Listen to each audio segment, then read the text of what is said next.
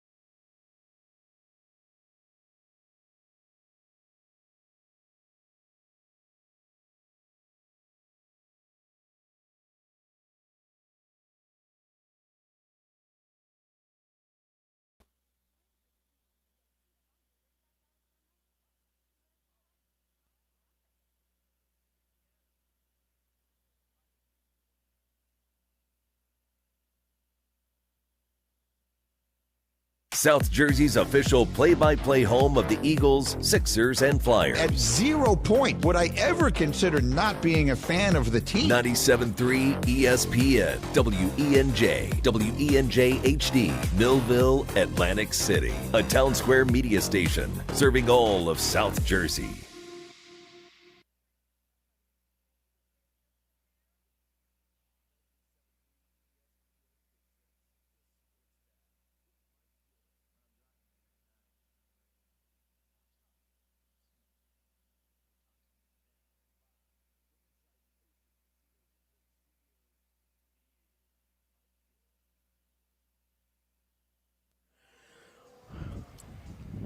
We are live on a Monday here at the Fanatics Sportsbook at Ocean Casino Resort in Atlantic City. What's going on, everybody? This is the Sports Pass live on 97.3 ESPN, the 97.3 ESPN free mobile app, and live video streaming on the X platform and on YouTube at Mike Gill Show. I'm your host, Mike Gill. PG is my on-site producer. Josh Henning is back in the Ocean Casino Resort studios. You out there, here we go. Eagles, Chargers. Is this one the one that will make you feel warm and fuzzy? Is this the game tonight that will give us a better indication of who the Philadelphia Eagles are and can be? Well, I'll tell you what. It's such a week-to-week league. I don't think we should make any declaration on this game. But if they lose this game tonight, you could be sure people are going to start hitting that panic button, making the comparisons to 2023 and the way that season fell apart.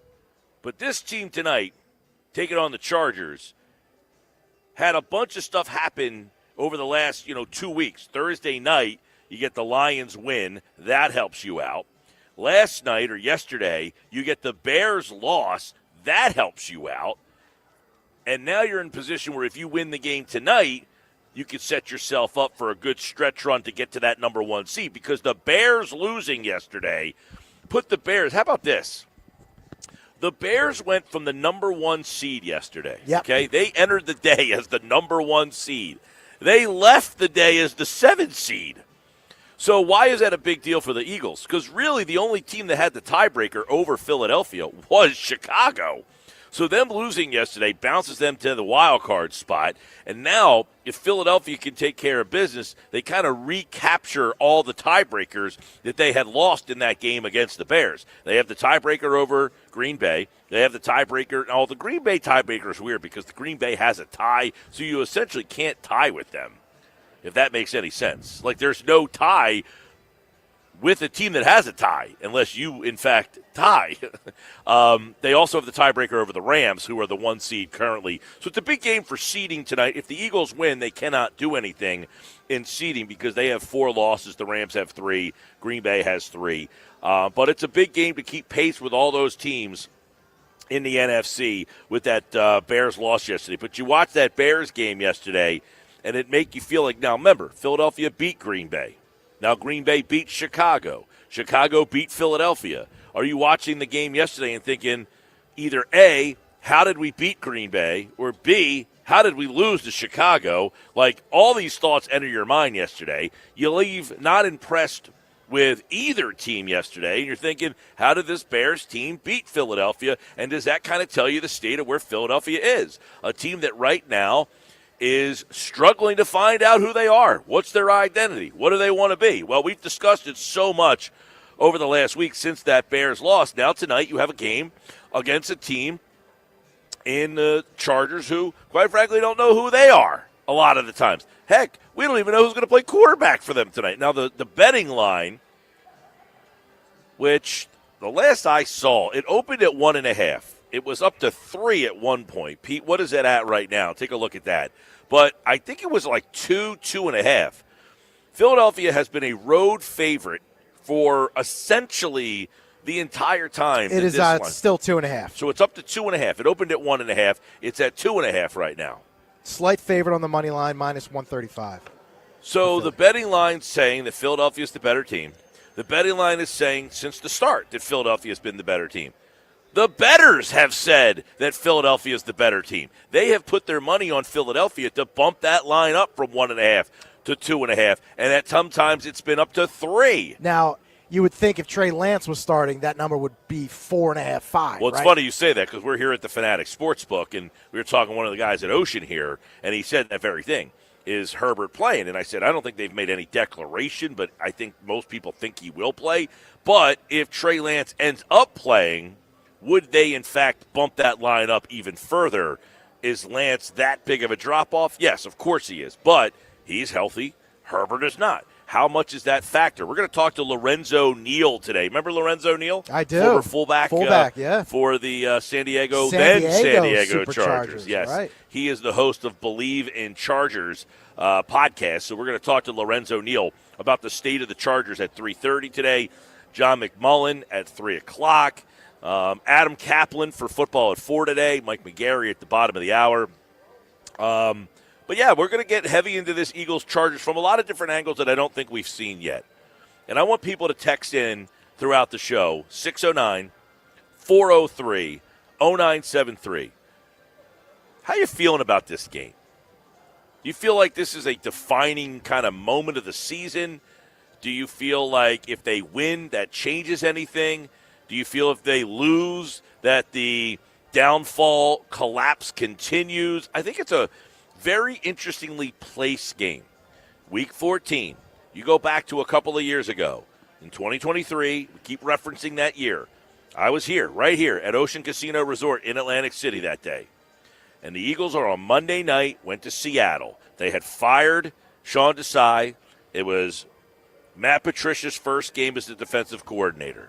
And they hung in that game defensively. They lost 20-17 that night. That was a night where, remember, the narrative after the game was over was Jalen Hurts, A.J. Brown. They went into business for themselves. They went off script, threw that interception late, sealed the deal for the Chargers, for the Seahawks. And after that game, essentially the Eagles' season was kaput. It was done. They had just could not rebound from that loss. You go out to L.A., would imagine it's going to be a pretty big Eagles contingent out there at this game. I don't know any Chargers fans. Do you? Have you ever met a Chargers fan in your life?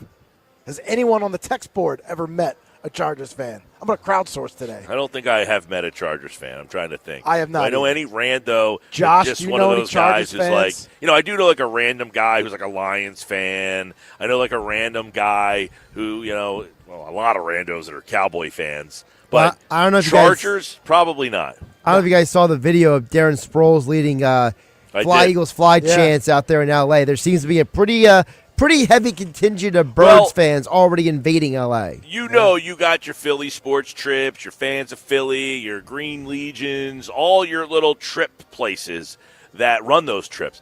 And those things are booked way in advance. So It's not like you're like, this season's gone off the rails. I really don't feel like going. You've already paid for that trip. So it's L.A. It's not the best weather here right now. It's a little chilly. You're going to L.A. right before Christmas. They probably have a large – like if you were to pick one game at the beginning of the season that you wanted to go on the road, it was probably, you know what, L.A. in December doesn't sound like a bad time.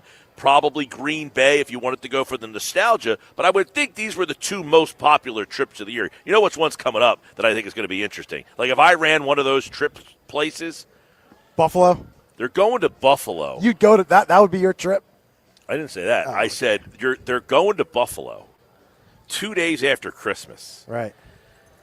Now, I get it. Many people probably have booked the trips ahead of time. I don't know that one's selling very well.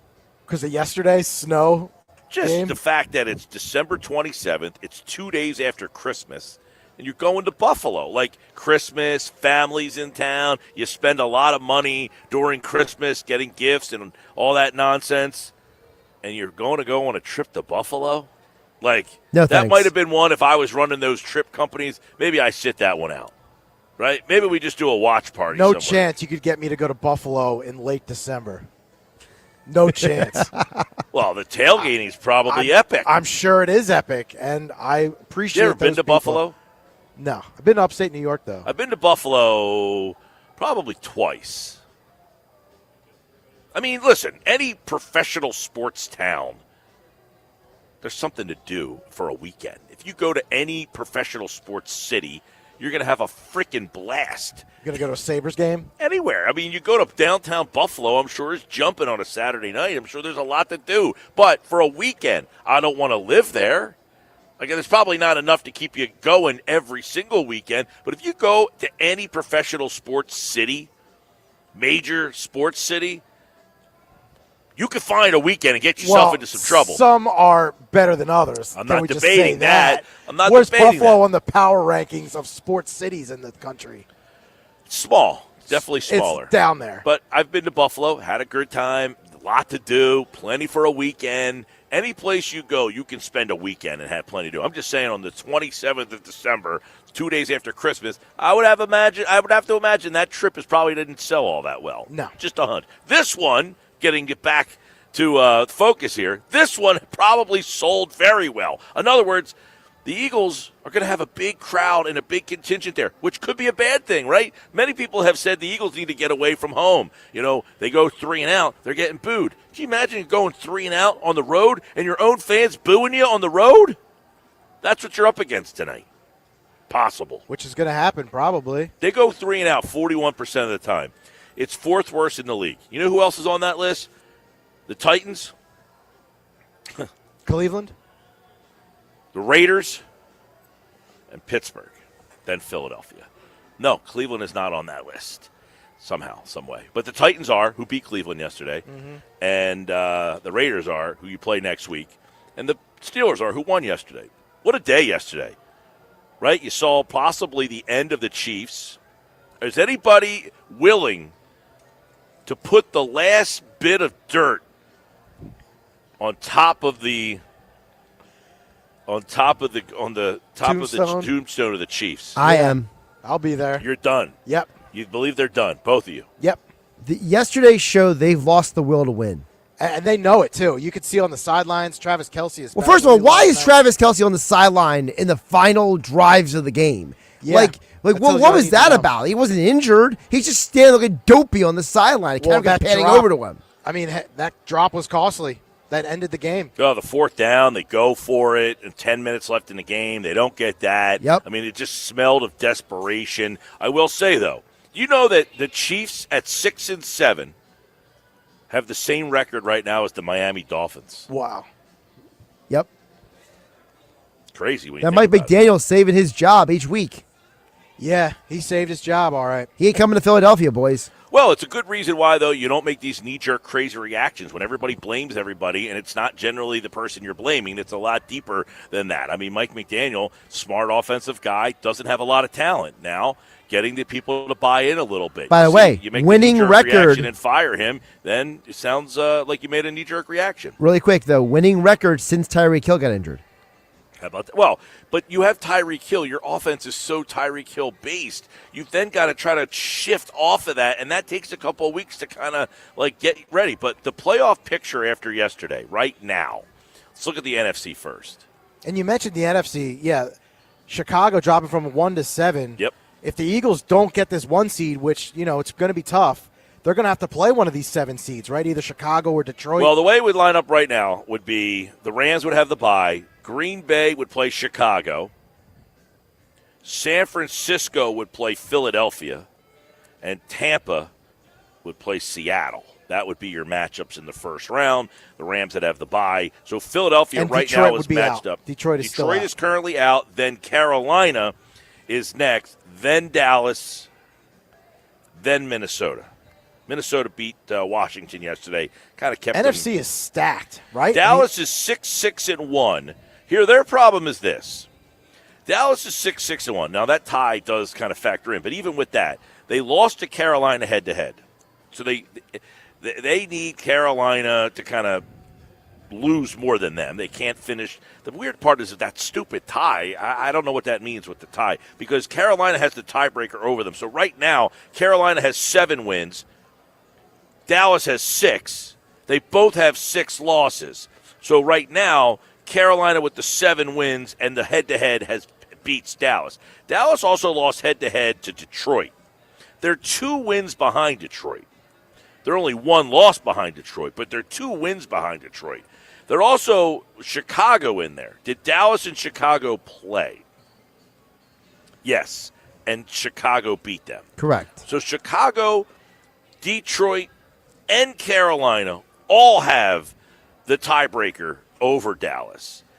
I think Dallas is really only, I don't say only because mathematically they are alive, but their best way of getting in is catching Philadelphia and passing them, I would think. And Carolina's best way to get in is probably to win that set. Well, Carolina's best way right now, I mean, heck, they're tied with Tampa Yeah. for the lead, but they are also 2 games behind Chicago. So, yes, they are closer.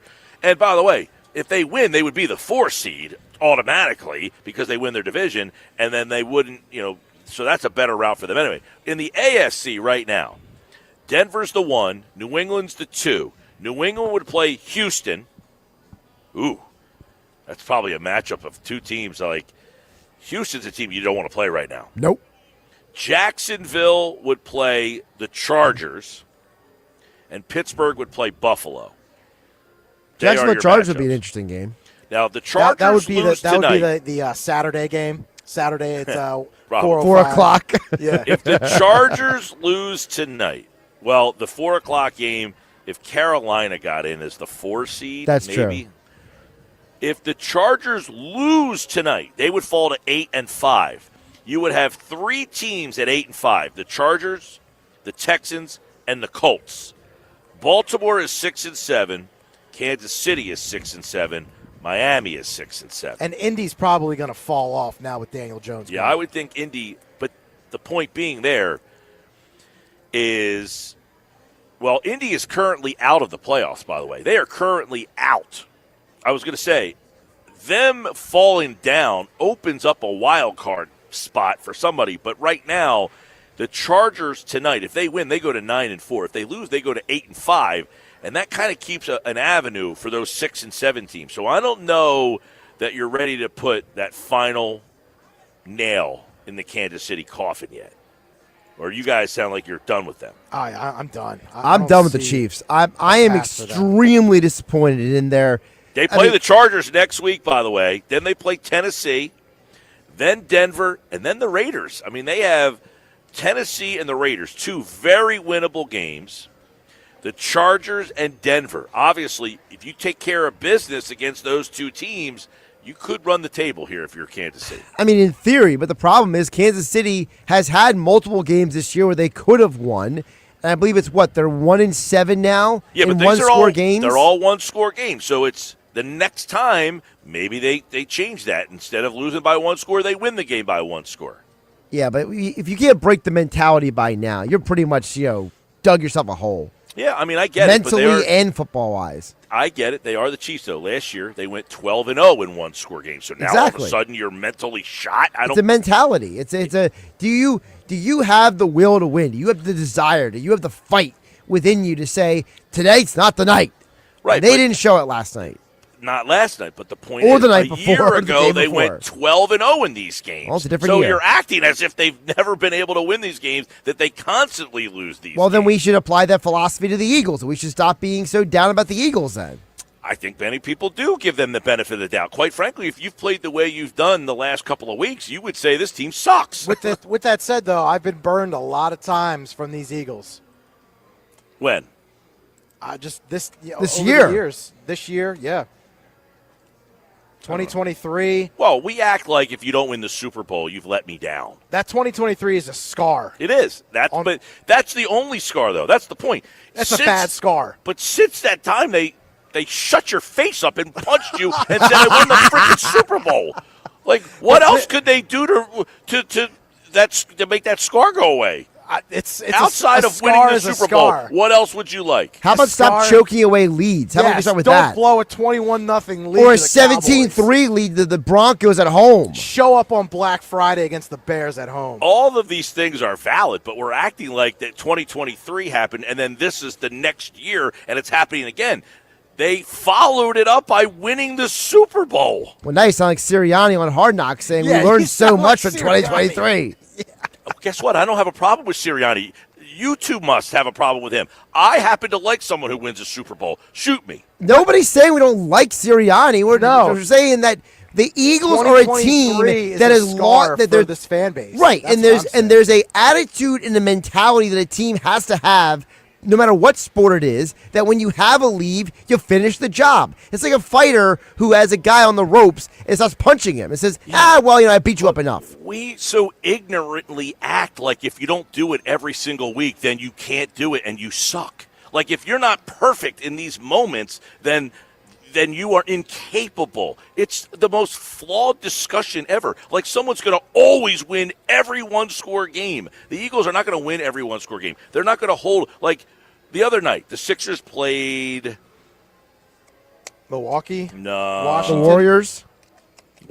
The Warriors game when they were up big? They're up 21. They blow that lead. And people are like, you can't hold off the Warriors? They stink. Well, 2 nights before, the Warriors played Oklahoma City, who I don't think anybody has a bad thing to say about them. And you know what Oklahoma City did in that game? They blew a 24-point lead.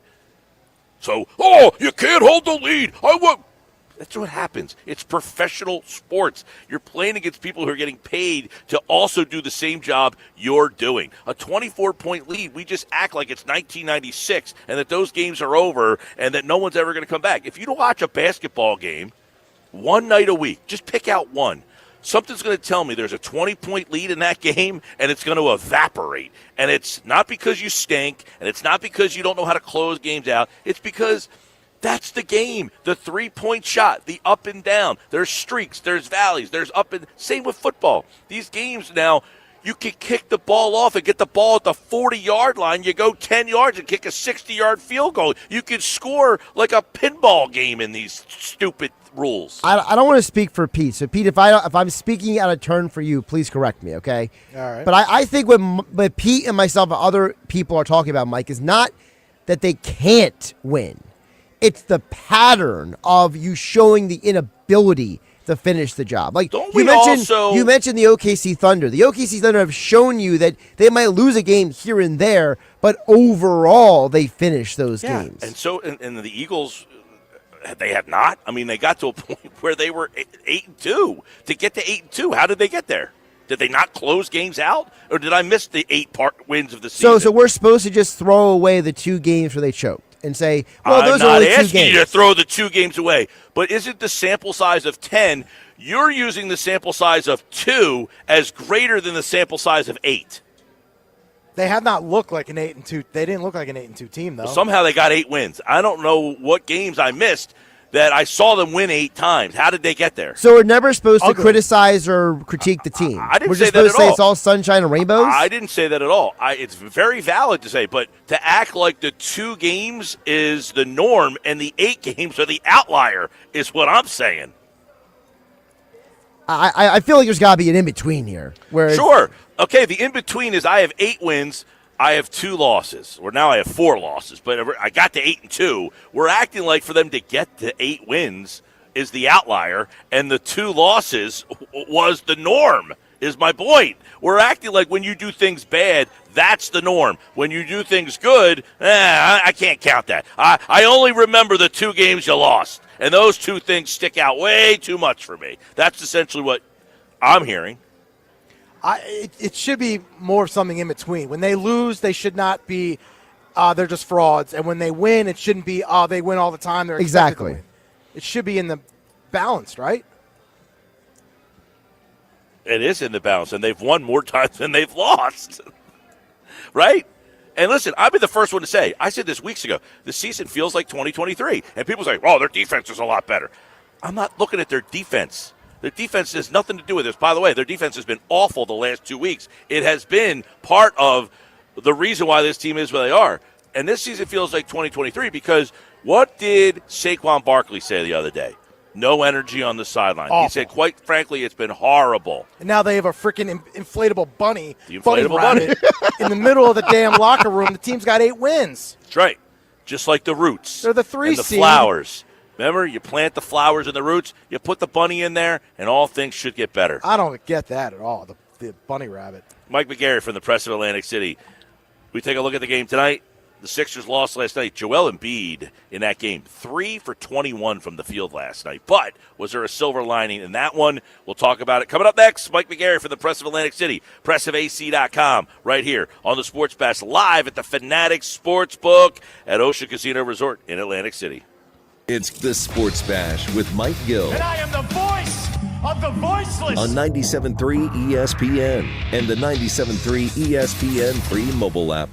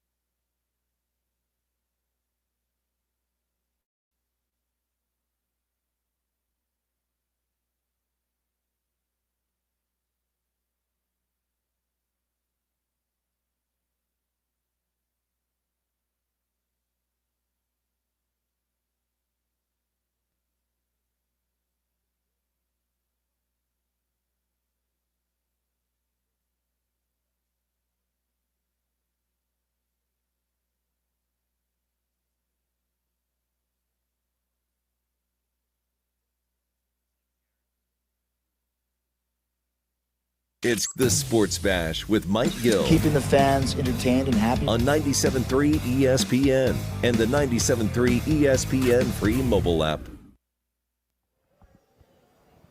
2:31 live at the Fanatic Sportsbook, Ocean Casino Resort, Atlantic City. One of those days yesterday. Flyers lose. Sixers lose. What's going to happen with the Eagles tonight? We're at the Fanatic Sportsbook, Ocean Casino Resort in Atlantic City, where you can watch the Eagles and the Chargers Monday Night Football. We've got that game for you tonight on 97.3 ESPN. Mike McGarry from the Press of Atlantic City, pressofac.com, joins us now on the Sports Bash Live, 97.3 ESPN. Michael, what's going on, man? Hey, Mike, how are you? All is good, and, I'm trying to get your take on where this game kind of feels for you tonight in terms of the importance after what happened yesterday. You had the Bears lose. You had the Cowboys lose on Thursday night. Where do you what's the feel entering this Monday night game against the Chargers? Well, to me, this game is a huge game for the Eagles. I don't want to classify it as, to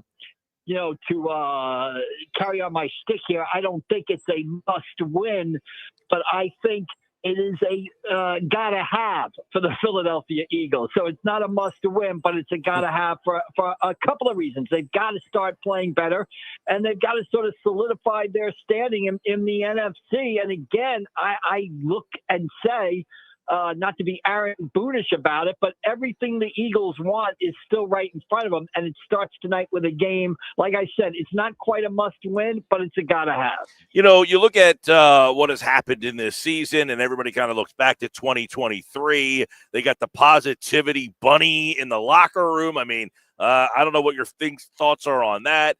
You got Saquon Barkley the other day saying, the energy on the sideline has been horrible all season long. When you see the measures, there's some reports that, Nick Sirianni has been way more involved this week, whatever that means. Does it feel like a season kind of on the brink? It doesn't seem like a season on the brink to me, Mike. I'll put the positivity bunny in the corner with the cactus plant that the Phillies used a couple of years ago to win a couple of games in a row. Those things are just bamboo. It was the bamboo. The bamboo, the positive bunny can go with the bamboo plant over in the corner. That's not going to impact the game, and I think those something teams do to try to, have some fun, make quote unquote work a little less strenuous, lighten up the mood. Nick Sirianni getting involved, he should get involved because things have not gone well with the offense the past couple of weeks. And if he wasn't getting more involved and wasn't trying to solve those problems, I think it'd be time to worry. But, Mike, all is not – if you look where they are, if they can get a win tonight, all right, they're still in contention for that top seed. It looks like now they're not going to be any worse than a number 3 seed, which means they're going to get a home playoff game. I believe that home playoff game in the first round would be against the San Francisco 49ers. I'm not crazy about taking on Christian McCaffrey and George Kittle in a first-round playoff game, but you look at the NFC, and I think you've got probably 7 really good football teams that are going to make the postseason in the NFC. So all is not lost for the Eagles. And the other thing when I think about the Eagles in this season, Mike, is the schedule. The schedule has been brutal. This team has played the AFC West and the NFC North. The amount of good teams in those divisions, I think they've got to be not happy with where they are, but 8-4 with the schedule they played, not bad. Not bad record-wise, but the aesthetics of this season, no doubt, have not been what we thought, right? Is that fair to say? Right, exactly. The offense hasn't looked as good. That's the big issue. Saquon Barkley hasn't looked as good. Nothing's clicked all at once. I remember being on here a couple of weeks ago and saying, why can't we throw the ball to Devontae Smith and A.J. Brown? Is it against the law for those two guys to have big games on the same week? I think it might have happened once this week, the Minnesota game. Is it against the law for Jalen Hurts and Barkley and the wide receivers to be clicking? It just hasn't seemed – it's like a car and it's just not running right, right? You know when your car's not running right, it's not humming out there on the highway. Things just seem a little off. You're still getting to where you want to go on your destination, but the ride isn't as smooth, and that's what this season has been for the Eagles. Well, Mike, there's three numbers I want to share with you right now. One, 8. They have 8 turnovers the entire season. I mean, that's like ridiculous. Like the Cleveland Browns will play a game and turn the ball over 5 times in the same game. They have 8 all year long, and 4 of them come the last 2 weeks. So is 8 the anomaly, or is 4 the anomaly? Yeah, I mean, you could say, Mike, that great. They've only had 8 turnovers all year. And obviously, if you look at NFL games, you look at any football game, the team that turns the ball over less wins the game, most of the time. But I would say to those turnovers, do they have few turnovers because they're not trying things? Are they not being as aggressive as they can on offense? It's weird, but do they almost have too few turnovers? But then you come back with 4 turnovers the past 2 weeks and losses, and that's not good either. So again, there's probably got to be a happy balance there. I'd like to see them take some shots, but I don't want to see them turn the ball over the way they have the last 2 weeks. All right, here's a number for you. It's 41. 41% of the offensive drives have resulted in 0 first downs this season. That is right there with the Raiders, the Steelers, and the Titans as the worst in football. Is that 41 an anomaly, or does that basically tell you this is not a good offense? Well, that tells me what our eyes are seeing. That offense is not running smoothly. And you know why? To me, they've been 41%, 3 and out. Their inability to run the football. Last year, they were able to run the football on first down, and they were either in, 2nd and 3 or 2nd and 5. They were ahead of the sticks the whole time. Now the inability to run the football. Instead of 2nd and 3, you're 2nd and 9, right? And that's a little tougher. And the other thing it says to me is the tush push has not worked quite as well. Because last year, when the Eagles got to be, if they were 2nd and 4, they were getting a first down because, they could tush push on 3rd down and tush push on 4th down if it was 3rd and 2. So that says to me 2 things: the inability to run the football, the inability for the tush push to be successful. And what do those 2 things go back to? The offensive line is simply not what it's been because of injuries and age the past few seasons. All right, Mike, the last number is 898. That is the amount of yards they have given up over the last 2 games. Is that the anomaly, or is the defense fine? I'm going to have to say that's an anomaly right now. But that's why tonight's game is so important, because the Chargers are going to come in there with Jim Harbaugh, and they're going to look to run the football. So I want to see this defense bounce back. The Bears ran all over them, on Black Friday, much like the Giants did up at the Meadowlands early in the season. 2 weeks later, the Eagles were able to manhandle the Giants and get the defense back playing well. Will Vic Fangio be able to get his defense back again? They're going to face a test tonight, but that is an anomaly so far. But they, we're a 200-yard rushing away game tonight by the Chargers for that becoming a trend. All right, Mike McGarry from the Press of Atlantic City, pressofac.com. Let's flip over. We're going to get an answer on Kyle Schwarber this week. The winter meetings are underway. The Mets are involved. The Pirates made an offer. Do we get an answer? Yeah. I mean, Mike, honestly, I go back and forth every day or every minute, right? I got my phone set up for all the alerts. Following everybody down at the winter meetings. To me, if I was Kyle Schwarber, I'd want to sign, this week or next week, because I'd rather go into Christmas with peace of mind, know where I'm going to play next season. You think about it in baseball, it seems incredible here.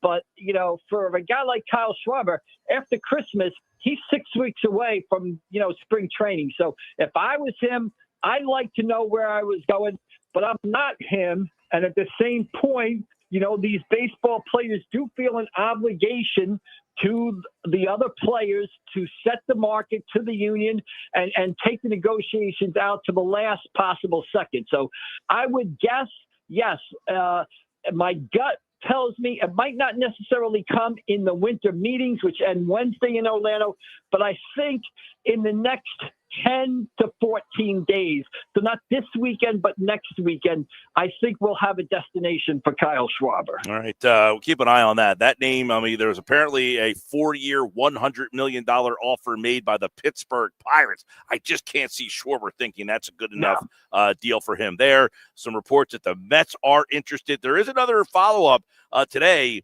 John Morosi on MLB Network did say the Phillies are still interested in Ketel Marte. So that one has caught my attention a little more. That one came up last week and it was like, okay, that's interesting. Here we are at the winter meetings, and he is still hearing that the Phillies are interested there. So that would be a big addition. Yeah, I agree, Mike. I just think a lot of things are going to pivot for the Phillies and baseball on what Kyle Schwarber decides to do. If he stays with the Phillies, then I think they can go down one path. If he leaves the Phillies and goes to another team, then I think the Phillies, the people who want big changes, the anti-running it back crowd should be hoping Kyle Schwarber signs with another team. Because if he doesn't sign with the Phillies, the anti-running back crowd is going to get what they want. I think Schwarber's coming back to Philadelphia.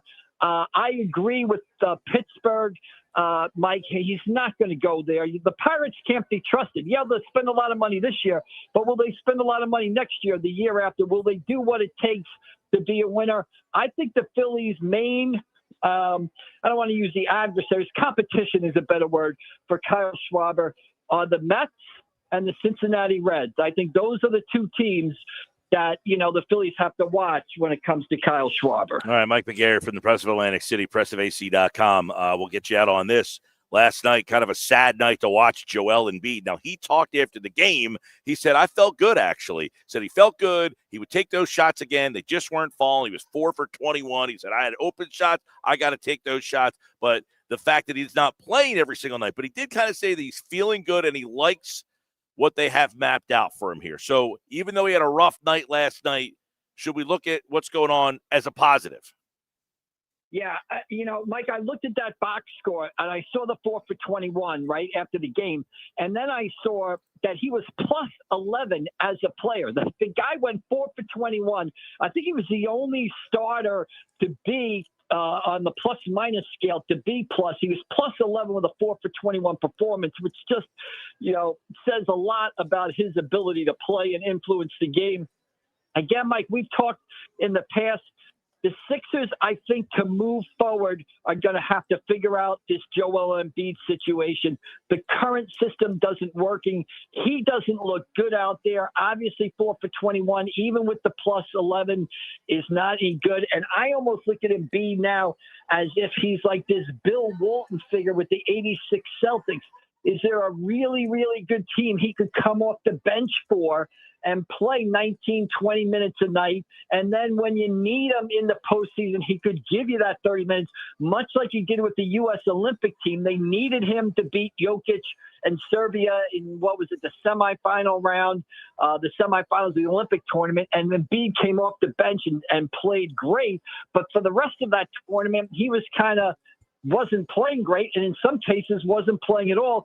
The big issue is, what do you do with his salary, his contract? Can he even be traded? I think for the Philadelphia 76ers to go forward, they've got to fix out this. They've got to come up with a solution to this Embiid situation.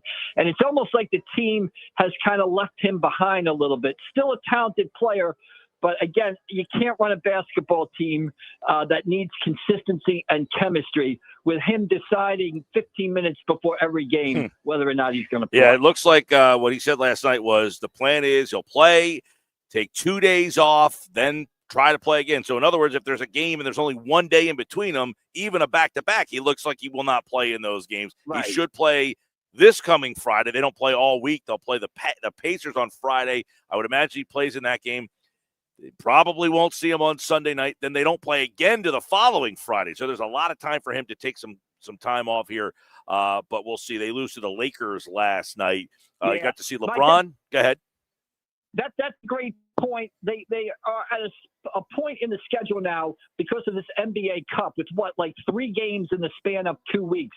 If this isn't a stretch, I'd be interested to see what he's like after this stretch, because if he can't get healthy or improve during a stretch where they're only playing 3 games in 14 days, how are you ever going to transition to the playoffs? And this is what this sport is about. The NBA is a playoff sport with a schedule where he plays once, has 2 days off, and then plays again. I mean, I don't know how you sort of build your team and focus on the postseason and get ready to play in the playoffs with a guy, again, that just misses too many games. If he's coming off the bench for you, then that's a different story, and you've got 5 other great players, but the Sixers aren't in that situation. They're almost transitioning to the Maxey era, away from the process and Embiid era, and Embiid right now is kind of, holding the Maxey group back a little bit. Hard to do that, though, when he signed a 3-year extension. Yeah. You know what I'm saying? Again, I don't know. I don't know what the answer is. He's a 3-year extension. It's $50 million a year or whatever. The contract is probably untradeable.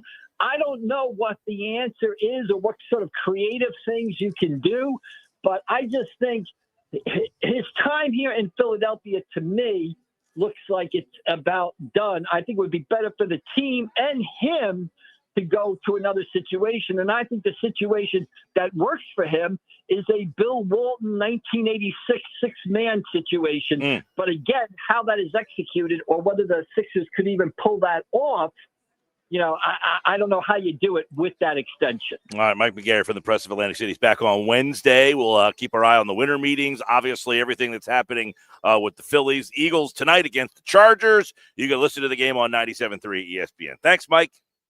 All right, Mike, we'll see you down the road. Good intellectual discussion today. We'll see you down the road. Appreciate it as always. Luka last night, LeBron, those 2 guys. Luka, a triple-double in the game. LeBron was hitting late threes all over the place last night. I mean, this was like vintage LeBron. He's 41 years old, by the way. Yep. 41 years old, and he's still doing it, still breaking hearts everywhere. Place was cheering for him last night. I mean, it was a LeBron crowd in there last night. And you know what? He also did have some great things to say about Maxey after the game. Lakers 8-0 in clutch time games this season. The only team without a loss in the clutch. Sounds like you and Josh believe in that team. We do. More Sports Bash on the way. 97.3 ESPN, 97.3 ESPN free mobile app, and live video streaming on the X platform and on YouTube. Watch the show at Mike Gill Show.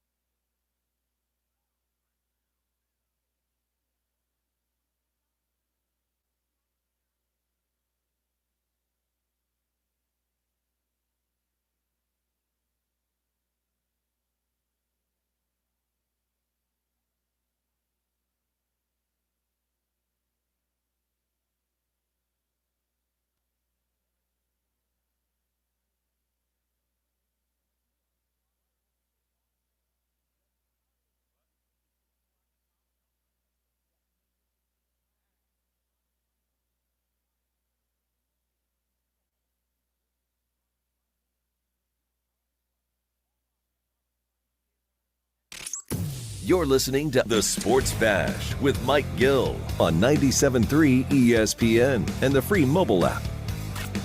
Hey, it's Mike Gill. I want to tell you about my friends over at, the Nizams. If the Eagles win tonight, you win. You can walk in for dine-in customers at the Nizams right outside of Boscov's in Egg Harbor Township. Get a free order of spicy tandoori chicken wings for dine-in customers. When the Eagles win, they also have a great lunch buffet Saturday, Sunday, and Fridays. So stop by, make an appointment to check them out. They've got a great banquet space that can seat up to 100 people for your Christmas party, any private event, or a celebration. Check out the Nizams right outside of Boscov's in Egg Harbor Township. Mike Gill and the Sports Bash coming up. John McMullen with all the inside scoop. Jalen Carter, how will they replace him? What will the defense look like without Jalen Carter? And what will the offense look tonight now that the positivity bunny maybe gave the speech inside that locker room on Saturday? Back with more.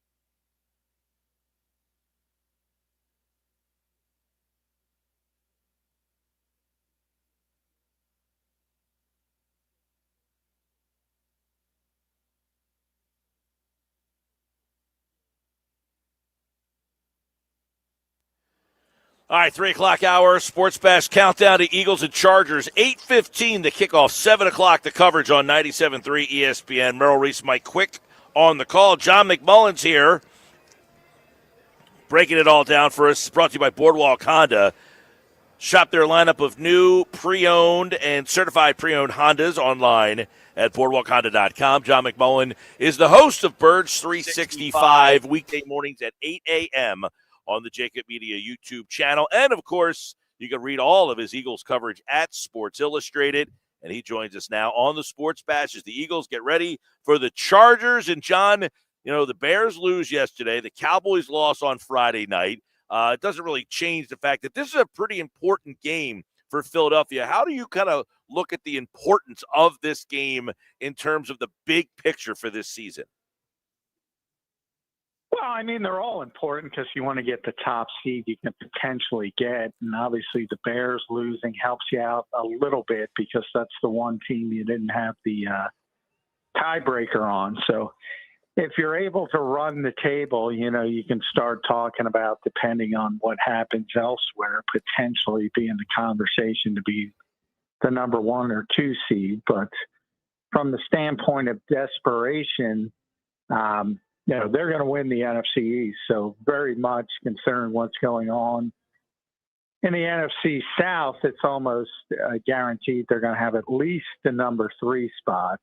So I don't think there's tremendous urgency. If you lose this game, I don't think the sky is falling, but obviously you want to win it because you want to get as high a seed as possible. And who knows if the same thing happens next year, if you have the 2 seed, maybe the 1 seed loses and you got the Super Bowl going through Philadelphia again.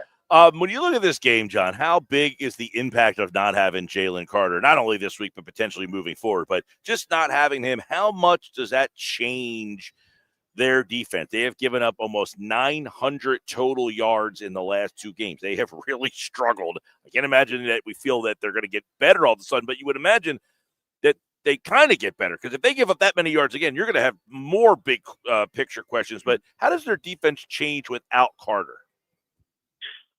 Well, I think there's 2 ways to look at it. You know, with the normal Jalen Carter, it changes it significantly. With the Jalen Carter that was in against Chicago, I think you're actually going to have a little bit of improvement, if that makes sense, because he was just, you know, they shut him down for a reason. So if you watch the film in that game, I mean, he was just not effective at all.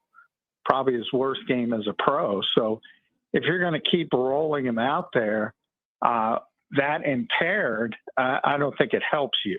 So in the short term, you'll actually be a little bit better, but from the long-term perspective of how he usually plays and usually performs, obviously you can't replace a player with the talent level of Jalen Carter. So it depends how you look at it. But the guy who showed up against Chicago was not the guy I think Eagles fans are used to having. What do they do to replace him? What are some of the options that people should look for tonight? Well, knowing Vic, he's going to shorten the rotation, not increase the rotation. So that's what happened last year with when they had injuries at defensive end or edge rusher. You know, he started going with a 3-man rotation. So I think, you know, if you look at Jalen Carter, Jordan Davis is going to have to play more. Moro Ojomo, most notably, going to have to play more. Byron Young is probably going to be the guy who plays significantly more.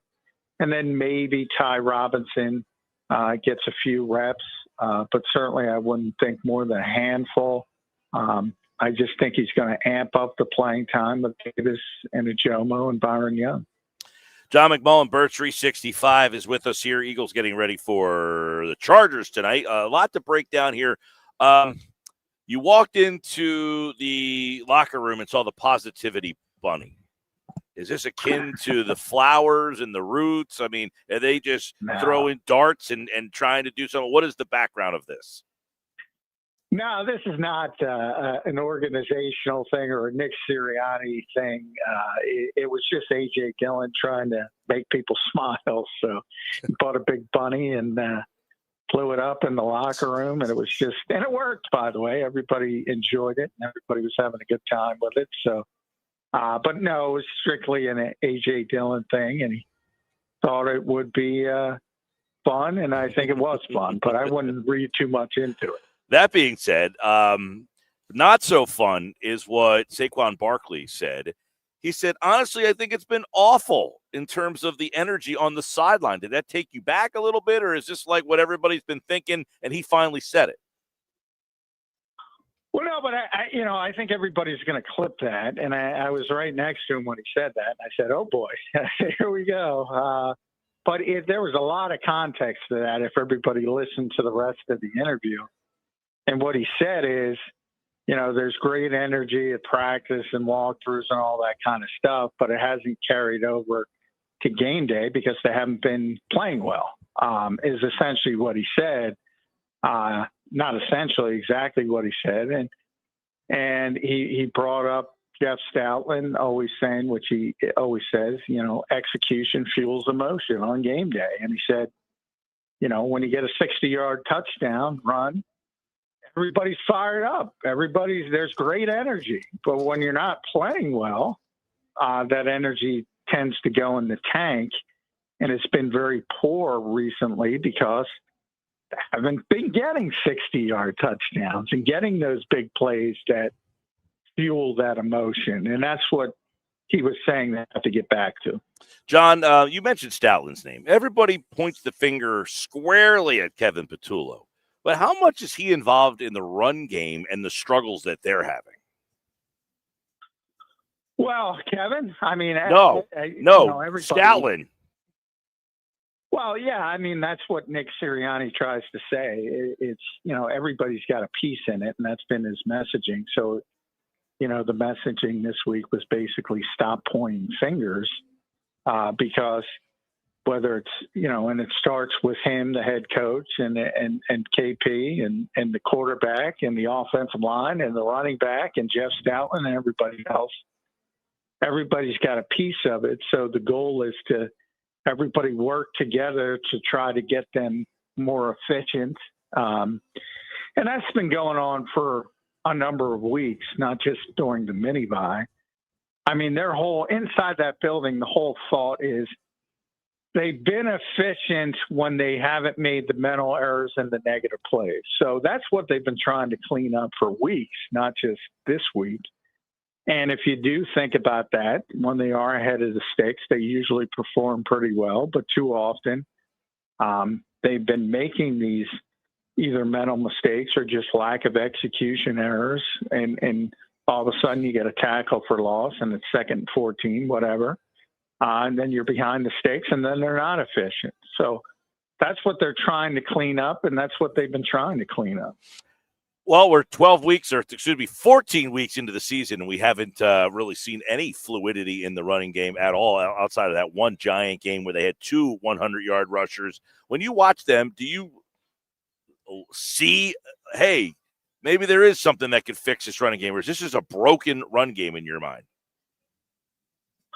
Well, I think it's not broken from the standpoint of, if guys start making their blocks and Saquon starts hitting the holes and getting to, if it's blocked, the old adage, if it's blocked for 4 yards, get 4 yards. Mm-hmm. If it's blocked for 3 yards, get 3 yards. I think he's been pressing for the big play.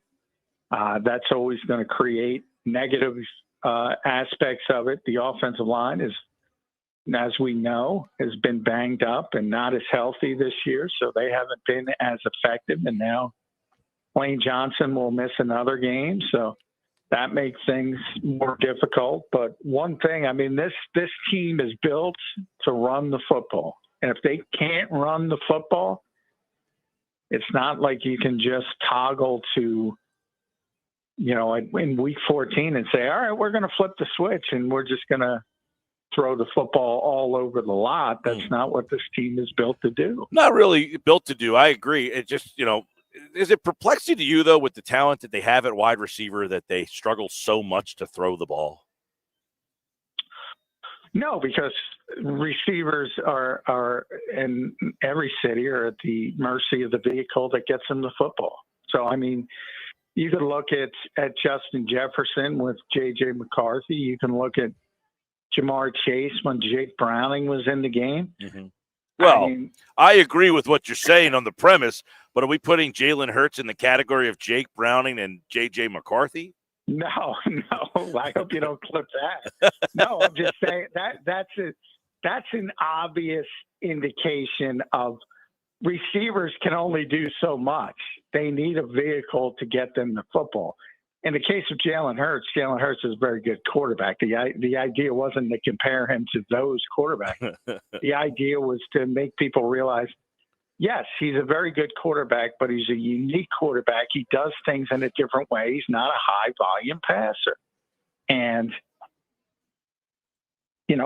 that doesn't mean he can't do it on a particular game day. He's had those games, but he's not going to do it in a consistent level. Right. Like the high-volume passers in this league. Well, and we remember, the famous, is that what y'all kind of were looking for? And it was like, yeah, it kind of was what people wanted to see. But they had really struggled in the game against Carolina and some other ones leading up to that.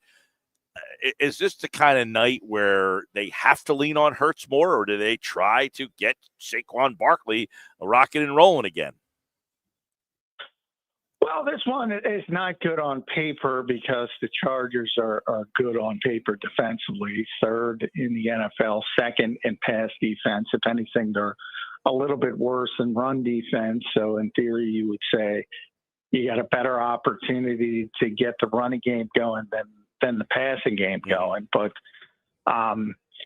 the Eagles are the Eagles, and they'll sort of figure it out as the game goes along, but they always start wanting to establish the run. And if they don't establish the run, they'll have to go in a different direction. But you could almost say that every week. I mean, every week they go in and want to run the football. And that doesn't mean the scripted plays won't be throwing the football. I think everybody gets caught up into that. But overall, the overall mentality is they have to run the football to be effective. Right. Well, and listen, one of the things that they have struggled with, as you mentioned, is running the football. They haven't really broken out with any. They used to the games were close, and then they would be running you to death, and then the other team's worn down, and then they hit you for a 65-yarder, right? And they just cannot, they can't get that big one to break at all. It seems like that's what they're missing. Last year, Saquon, he was getting a lot of yards before contact, but really was that one or two that he would hit late in the game that was the backbreaker. They have really lacked that big play. So you wonder, John, in lieu of not being able to get the big play, where do they get that from? Taking more shots down the field, adding some Jalen Hurts maybe to the mix in the run game? Is that a possibility? Yeah, I think you've already seen that start. I think, the version to running the football with the quarterback was more about as he gets a little bit older and you want to limit some of those hits. And while you'll hear the lip service of every game in the NFL is important, and it certainly is. I mean, there's a big difference between week one and December football, and you can be a little bit cautious, but when things do get into a high leverage situation, I think Jalen is going to run the ball when he needs to run the ball. And I think that process has already started. And you've seen it with some of the quarterback draws in recent weeks and things like that. Well, I'll tell you what, tonight, as you mentioned, this is not kind of a get-right defense to play. This is a good defense that they're going to see tonight, and the Eagles obviously struggling along offensively. And then on the flip side, you don't know what they're going to do at quarterback, but you're losing Jalen Carter here. Also, it appears that Marcus Epps, do you think that he will be the guy that gets the safety snaps? You're going with a guy who really hasn't played regular safety snaps in about 2 years here.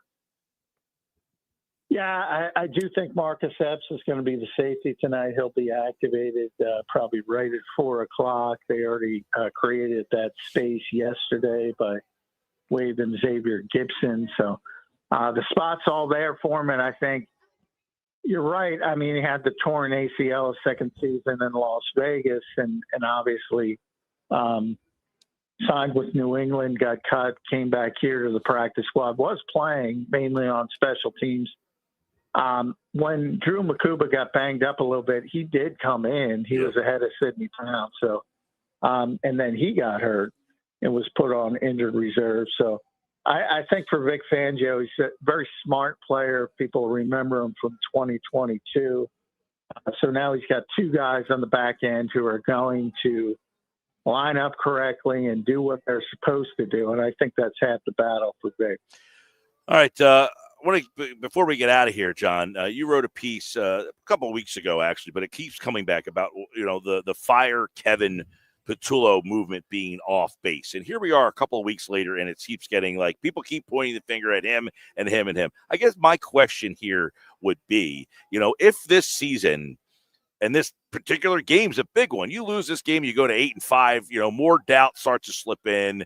You're probably still a playoff team, but would you see a scenario where if they made the playoff that they would switch the coordinator again just to bring in somebody different again? Or do you think that they would try to say, let's give them a second shot at this? Because you're saying, it's off base to fire him. And I agree in season. I think this season has come too far. You're really kind of stuck with what you're at. But could they afford another one and done at that position?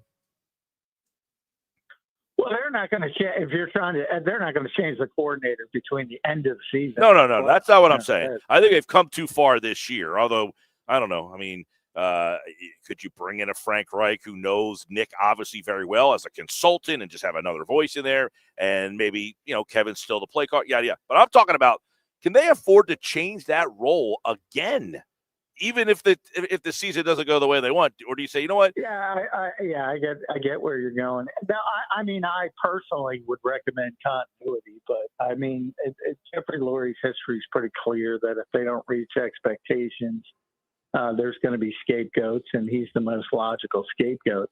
But I would agree with you. I would stay with the continuity sake because, this is Nick's offense, and he's hamstrung under that from the standpoint of you're basically not designing the menu, so to speak. You're just calling, you're just ordering things off the menu. That's therefore he contributes to it, but this is Nick Sirianni's offense, and Nick will be the first to admit that. And it's very collaborative. But one thing I've been bringing up in 2020. I don't think Andy Reid is a good example of this.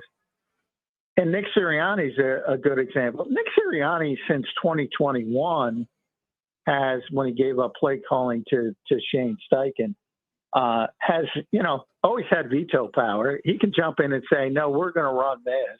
And he has over the years in certain spots with all his coordinators as the head coach of the football team. In 2020, I always go back to, Doug Peterson thought the offense needed a little bit of a spark going through his last year. Needless to say, they did. And he gave up some of the 2-minute play calling to Rich Scangarelli, gave up some of the red zone play calling to Press Taylor. Nobody even knew it, Mike. Nobody even knew it. So Doug admitted it to us one day. I mean, this stuff happens all the time. There's other people involved. And Andy has given up play calling at times and taken it back all the time in Kansas City. You don't know if the enemy was calling plays or he was calling plays, and they would toggle back and forth. And now with Matt Nagy back, they toggle back and forth.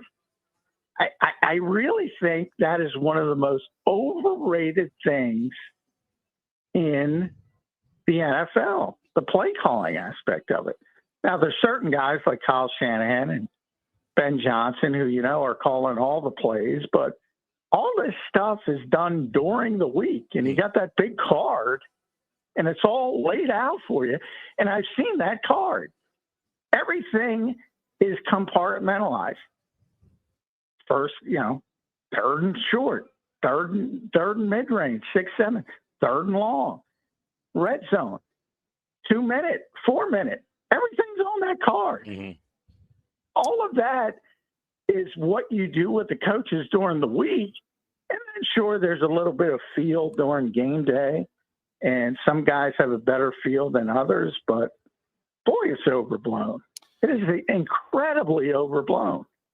Well, we'll see what the results of tonight's play calls are when the Eagles take on the L.A. Chargers in SoFi. Should be a good Eagles crowd out there. You can listen to the game right here on 97.3 ESPN. Tomorrow morning, I'm sure you love the Monday night game, and then the 8 a.m. Birds 365 wake up. Oh, yeah, man. I love the 8:15 kickoff. I was just telling Josh before I came in, let's make it 10:30. What are we doing here? Start these games at 7 o'clock. 7 o'clock would be nice. I'll even compromise at 7:30 would be a nice compromise for these games. Johnny Mack, everybody here on the Sports Best. Thanks, John. All right, thanks, bud. He's brought to you by Boardwalk Honda, boardwalkhonda.com. Coming up, Lorenzo Neal is going to join us for the Outside View today. You know, the whole coordinator thing, listen, I'm not the biggest Patullo guy, right? I'm not like, man, what a smart hire. I said I would not have hired him. But I also am leery of bringing a different coordinator in again for next year. I mean, outside of being like, I don't know, does Shane Steichen get fired in Indianapolis? Doubtful. Although if this season card's falling apart, maybe they do something there. I don't know. I doubt it. But somebody that Jalen is comfortable with, that he knows, that would be helpful. But you're just going to fire the guy and then bring in another guy, and you got to learn another new offense. But you might say, well, why would you stay the course with this offense, which isn't very good? And I can see that part of it, too. It's a big game tonight for Kevin Patullo. I think he needs a night where he can just kind of relax a little bit. Like Aaron Rodgers said yesterday about the Steelers win. Everybody can shut up for a week. Tomlin was fired, blah, blah, blah. R-E-L-A-X. Yep. Relax. All right, coming up. By the way, so we had the company holiday party on Friday night. I was there. You were there. Josh as well. Josh was there. Nuggets was there. Nuggets was there. Now, during the Nuggets segment tonight, during the party, heard a song being played. And I said, oh, this is one of my favorite songs. Yep. And Earnshaw said, Shabuzi? And I was like, who the hell is Shabuzi? Right? Well, I went and did the research and did a little digging and realized that Shabuzi ripped off not one, but two artists.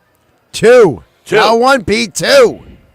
I know the one song is a total rip-off. Rip-off. Yeah. Shabuzi ripped off not one artist, but two artists. We'll do that during the Nuggets tonight. Also, winter meetings happening. We'll update you throughout the show if something happens with the Phillies. And, of course, on the way, the Outside View is coming up next. Former Charger Lorenzo Neal joins us next right here on the Sports Bash Live with today's Outside View.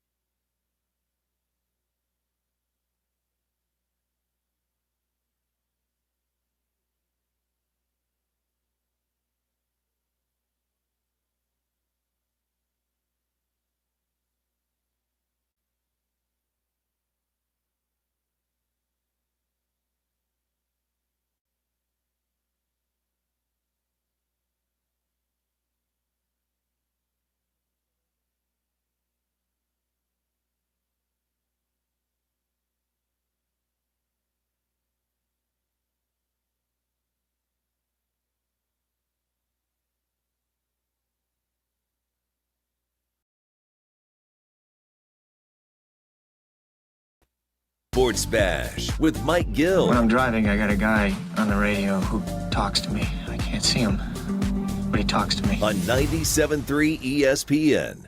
All right, we're live at the Fanatics Sportsbook at Ocean Casino Resort in Atlantic City. They'll have the game on here tonight, obviously, Eagles and Chiefs. You can listen to the game on 97.3 ESPN. This hour of the show and our outside view today is sponsored by Broadlee's Plumbing, Heating, and Air Conditioning, your trusted source for heating, plumbing, service, and installation. 609-390-3907, online broadlees.net. I'm Mike Gill. This is the Sports Bash. Checking out the Fanatics Sportsbook. The line for the Eagles tonight, 2.5, has not moved. It moved from 1.5. It's been moved up there. Lorenzo Neal is host of Believe in Chargers, and he joins us now for today's Outside View. The former San Diego Charger fullback Lorenzo Neal is with us here. I think people still slip up on the San Diego-LA thing. Like, that'll never go away, will it? Yeah, my hands up high because I'm always doing it. It's always so much better when it's San Diego Superchargers, right? Absolutely, it just flows better, man. It just flows better. Yes, they can have LA, but no, it's a great opportunity tonight. I know everyone's talking about it. I know you're Philly fans on the edge of their seats. By the way, I love you guys. You guys are absolutely crazy. You guys are diehard fans. I should love going in that stadium, playing against B-Doc and the boys, Jeremiah Trotter. I mean, the fans throwing stuff at you, but it's the city of brotherly love. No love there, no love. But I'll tell you, they are some Ravens fans, and I love them. And I think that, God, right now I see why they're in outrage, because this Philadelphia offense has come to a complete screech. It has been dismal, and it's crazy because, everyone's on the quarterback. What's wrong with Jalen? You have to realize, as Saquon goes, Jalen goes. Saquon is the catalyst, and when he doesn't have the running room, he lost some offensive linemen, he hasn't had a lot of daylight, he still has the speed, but just right now, if you can keep that running game down and saying, okay, beat us in the air, you're going to have a tough time tonight beating the Chargers. So let's talk about that matchup then. When you look at the Eagles running attack, they lost Becton, who went out there and hasn't done much in L.A., but he was a big part of that running game last year. It seems they can't move the ball at all. What about the Chargers matchup against that run game? Is this going to be another tough sledding for the Eagles' running game? I think both teams are going to struggle to run the ball. The Chargers, they saw what happened. The Bears came in there and just put the big boy pads on, create a new line of scrimmage, and just pushed the Philadelphia Eagles all up and down the field in the run game. In the inability to save the defense, how do you stop a great running game, or how do you stop your defense from hurting? A good offense, ball control. And right now the Eagles don't have that. So the inconsistency of putting the defense on a tough situation, it's going to be tough. The Chargers, they got to clean up some things. Their offensive line, they're playing with their third and fourth and fifth and sixth point offensive tackles. You're talking about 2 Pro Bowl tackles that are no longer on this team. And then they lost their second and third string tackles. So both teams are hurting in the run game, and both teams are hurting up front in the trenches where football games are won and lost. Yeah, and you guys talked about it on your Believe in Chargers pod, the most recent one. Can they keep the Philly team in a rut? This offense hasn't been able to do anything almost against anybody. It's like 14 weeks of this now where the offense – are you surprised when you look at A.J. Brown, Devontae Smith, Jalen Hurts, obviously Barkley? You just talked about it, though. It shows you, because the Chargers offense is prolific when they have their offensive line intact. Without it, they're a mess. But even so, when you look at Philadelphia and all the talent, do you scratch your head and wonder how they're only averaging 13 points a game over their last 4? You have to, because even though the Chargers offensive line is an absolute mess, just like but you saw them put up 30 against the Steelers, 35. So you'll have those spurts where, hey, look, if you give Herbert time, and with McConkey and the receivers, Keenan Allen, the guys that he has, and the tight end, what the Chargers have, they can put up some points if you give Herbert time and if they can run the ball. So I'm surprised that Philly hasn't had an outburst, because you do have some explosive weapons. So I'm just shocked the inconsistency of the offense, because both offensive lines are going to struggle. The game's going to be won and lost in the trenches, but you've seen the Chargers able to put up some points in spite of having a bad offensive line. We're talking with Lorenzo Neal, probably the greatest fullback in the history of the San Diego Chargers. Now he's host of the Believe in Chargers. One number that is interesting, they played a lot of zone coverage, It seemed that they are starting to kind of get away from that a little bit, and I'm interested to see how this defense will match up with the Eagles' passing game, which is somewhat elementary at times. Yeah, it's going to be interesting because I think when you talk about the Eagles passing game, it looks kind of inconsistent at times. You see AJ, he's trying to keep his tongue and bide his time because he is a prolific receiver. He's a guy. He's not a chain mover. He is a game changer. He is a monster of a receiver. He's too physical for corners. He's too fast to put a safety on. He can run by guys. The guy is a total machine. It's just how do you get the ball to him? All the Chargers are going to do tonight, they play man coverage. You roll the safety over the top, you bracket coverage, and you take him away and make someone else on the team beat you. Put 5 down linemen, 5 in the box, and say, look, let's not let Saquon beat you. If you can limit those 2 guys, it's going to be tough, especially with Jalen not running the ball with his legs. He has a lot of ability running the ball with his legs, but just hasn't seen it this year. No Jalen Carter for Philadelphia.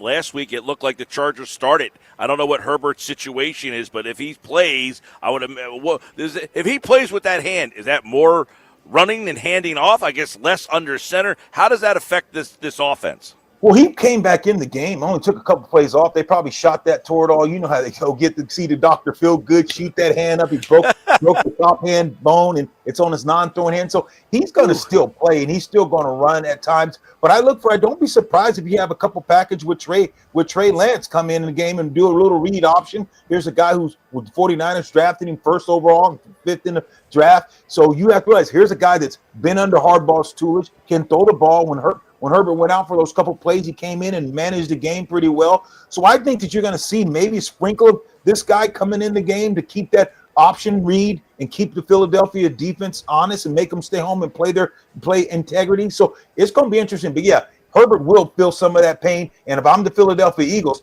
I'm hitting that hand as many times as I can. I'm trying to put some pressure on him. I'm trying to hit that hand. I'm taking him all the way down. They're going to try to test that hand out, no question. Yeah, and I'm interested, to get your take on what you think the best, when you watch the Eagles, no Jalen Carter, the way the Bears ran the ball on them last week. The week before, the Cowboys, they've given up 900 yards in total offense the last 2 weeks. So do the Chargers just keep following suit and handing the ball off? Is that your recipe?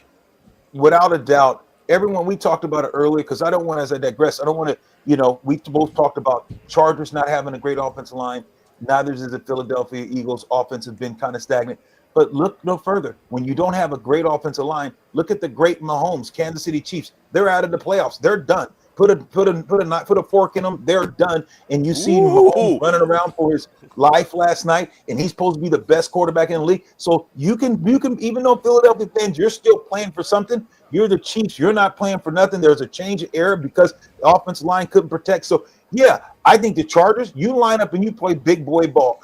If you're Herbert, I'm telling him, if I'm Harbaugh, I'm saying, Herbert, don't turn over the ball. Don't give them a short field. You can't do self-inflicted wounds the Chargers can't do. You line up, you say, let's run the ball, let's play field position, let's make this team beat us the old-fashioned way if they can. You can't give them cheap because Herbert's been known to turn over the ball at crucial situations and give a team a short field. And if you do that, and you let it Philadelphia get humming, and if you let 2-6, if you see the back of 2-6, it's usually too late. If he's even, he's leaving. So you got to control that.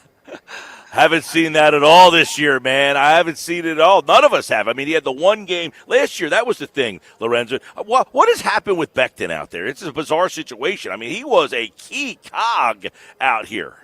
Yeah, it's crazy, man, because it's tough. And I don't want to talk about no one's turkey. And I played 17 years in this league, and I was a tough guy, a physical guy. I'd go out there and I'd play hurt with messed up fingers, cracked bones. It didn't matter. And just right now, I don't know the guy personally, but does he love football?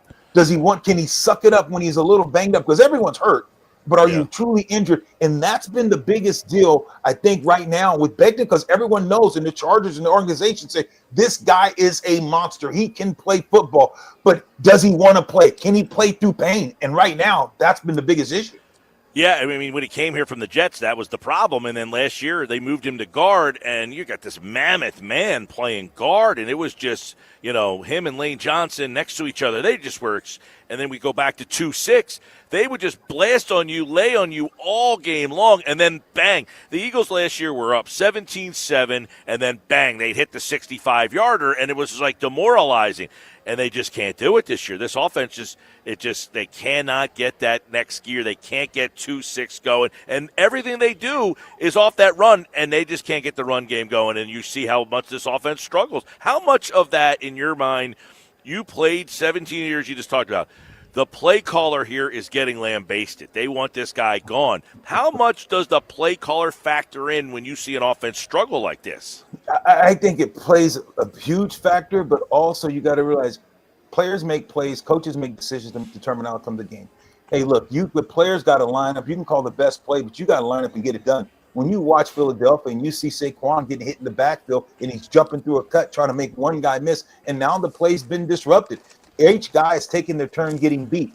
It's very simple. Your offensive coordinator, he's got to do a better job. He's got to find the mismatches. He's got to say, look, we got to find a way. Is it play action? Is it quick passes? Getting the ball out of the quarterback's hand quick? We have to get this offense going. But yeah, I've heard they got the signs, get out of town. So it's a situation where he's got to make sure that he gets the ball out of Jalen Hurts' hand quick. Because if you don't, and you let Thule and 52, Khalil Mack pin their ears back, especially at home, it can get ugly. Yeah. Well, I'll tell you what, there'll be a lot of Eagle fans out there tonight. You see Darren Sproles out there was leading the Eagles chants the other night, somewhere out there in L.A. They travel well, and I'll tell you, it is going to be a very gracious Eagles crowd, I would assume. No, and that's the one thing I hated about playing with the Chargers, whether it's San Diego, whether it's L.A., the Steelers would come to town, and we would be the away team. If the Raiders came to town, we were the away team. So that is still true, and that's what's tough about being a Charger. Every team comes out there, and they want to play against you because they know that if you get that crowd behind you, if you're a road traveling team, and you start winning, that crowd can turn on you really quick. Lorenzo Neal, everybody, former Charger great, and, of course, Believe in Chargers. If you want to listen to their breakdown of this game, you can check that out on the Believe Network, and he joined us here on the Sports Bash Live on 97.3 ESPN. All right, Lorenzo, good to catch up with you, man. All right, you're the best. Cheers. We'll do it again soon. All right, and, of course, Lorenzo Neal here on our Sports Bash Outside View. That today brought to you by the Broadleys Plumbing, Heating, and Air Conditioning guys, serving South Jersey since 1911. Your home, keeping your home comfort game day ready this season. What a good player, man. 17 years in the league. Yeah, and if you go back and just Google Lorenzo Neal, he wore that big, neck roll, fullback style, right? Yep. Yeah. That's the way you got to go. All right, coming up, on Sportsmanlike Moment of the Day, the college football playoffs. Everybody is up in arms about it. You'll hear what Evan Cohen said about it this morning. That's next. Stick around. Sports Bash 97.3 ESPN. This is the radio home for Philadelphia Eagles football. The Eagles continue the 2025 season on Monday Night Football, heading to L.A. to face the Chargers. You want to say crunch time? This is it. Oh, yeah, this is crunch time. Pre-game coverage starts at 7 p.m. with Merrill Reese and Mike Quick calling all the action starting at 8:15. This is where the Eagles play. 97.3 ESPN, South Jersey's Eagles station.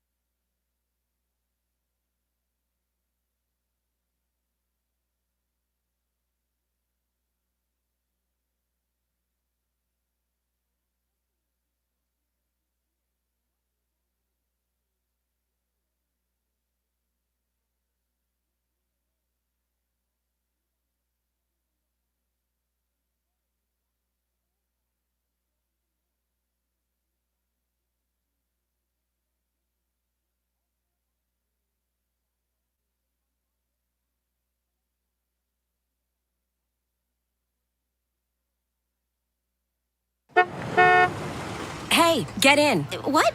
Who are you? I'm future you. Constipation with belly pain still coming back? Yeah. Mia, our doctor figured it out. She said it's irritable bowel syndrome with constipation, or IBS-C, and Linzess could help you get ahead of it.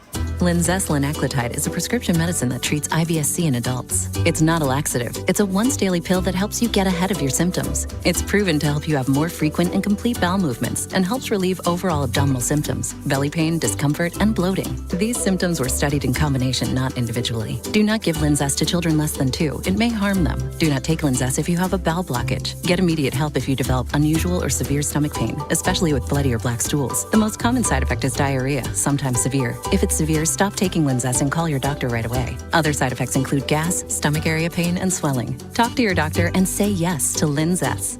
Learn more at linzess.com or call 1-800-LINZESS.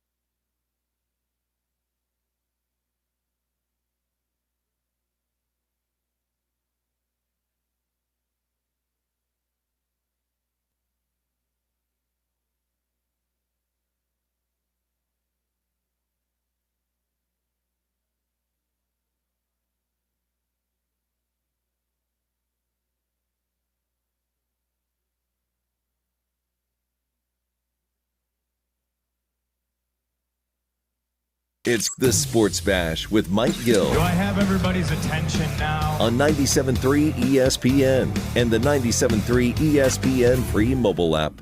It's an utter joke. We don't have the top 12 teams in America in the college football playoff. We don't. It's ridiculous.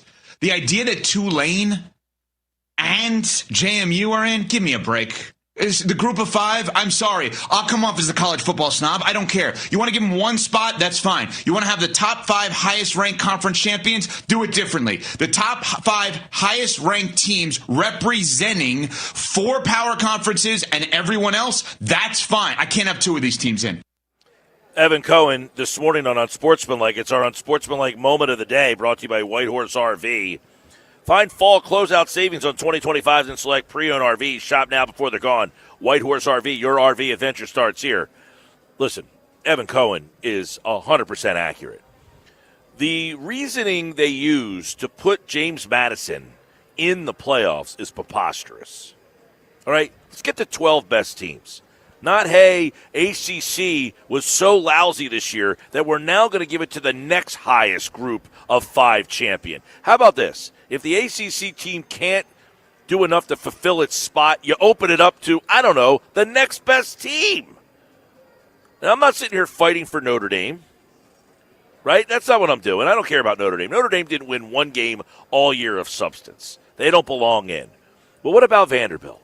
What about any other team that you can name in any other conference ahead of James Madison. James Madison's best win this year came against, I want to say, Washington State. They beat him by 4. Really? That's the team they decided was the 12th best team to put in to the college football playoffs? The whole Tulane thing, fine. You want to have somebody represent all the other teams that don't make it? That's fine. You could do that. One team, you get to be the Rocky. You could be the underdog and try to play from the 12 seed. Now you got 2 of those teams in here. These playoffs are a sham. These playoffs are a joke. College football does everything in its power to get in its own way, and this is the worst of the worst.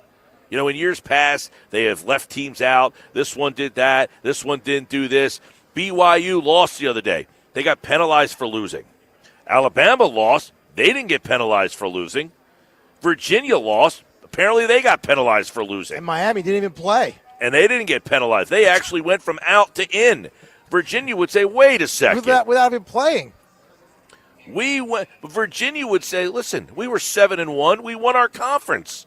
But because we had to play in the conference championship game, Miami didn't have to play in the conference championship game. You know what?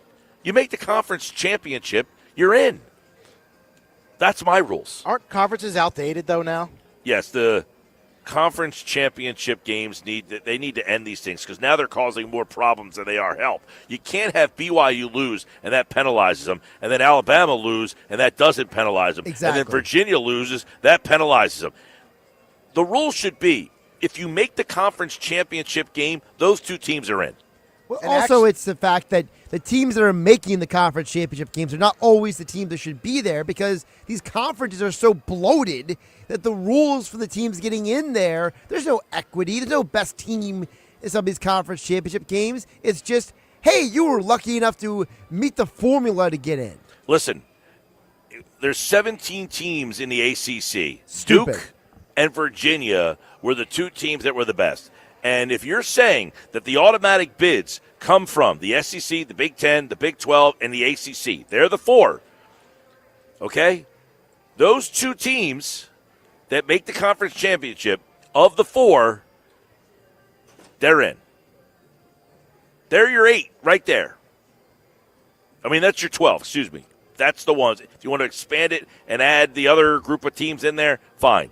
But if you make it to the conference championship game, that shouldn't penalize you. You should not be penalized for that. And the other point you made, Mike, is about how the teams that were not playing this past weekend, some of them benefited from not playing this past weekend. Yeah, that shouldn't happen either. I wasn't good enough to play in my conference championship game. I shouldn't benefit from it. I shouldn't benefit from that. And if I'm BYU and I made the conference championship, now, nobody, they got beat by Texas Tech twice this year. But they arguably have the 2 best losses in college football.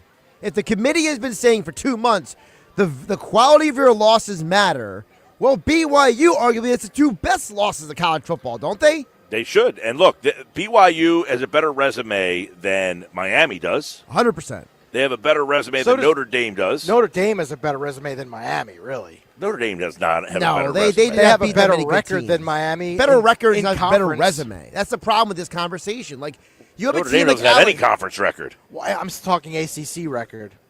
The problem with this is that you got a team like Alabama with 3 losses getting in because they're Alabama. That's money, right? That's SEC money. Yeah, but Notre Dame would be money. That's a draw. Exactly. So that's why there's inconsistent application of the rules. Yeah, you can't say, well, they put Alabama in because of that. Well, then why did they keep – I mean, you certainly want Notre Dame over James Madison. Well, why was Notre Dame ranked ahead of Miami for the last, 5 weeks? That was another whole thing. And they get leapfrogged. And they were trying to make it well, just because you were ahead of them, there was a grouping of teams. It was ridiculous. The whole process is fugazi. Listen, Miami beat Notre Dame on the field head-to-head. That conversation pretty much ends. Now, the other, it was let's move the goalpost. Well, it was week 1. The 2 teams were so different. Sorry, I can't help you there. You played each other, you lost. I don't think Miami nor Notre Dame are one of the 12 best teams in the country. Neither one of them beat a single team with a pulse. When Notre Dame's best win came against, I don't know, Syracuse, Pitt, Oh, you're going to go see Pitt, huh? It's not good enough. I am going to go see Pitt. There you go. Military Bowl. Football at 4 is coming up next. Adam Caplan's in the house. Stick around.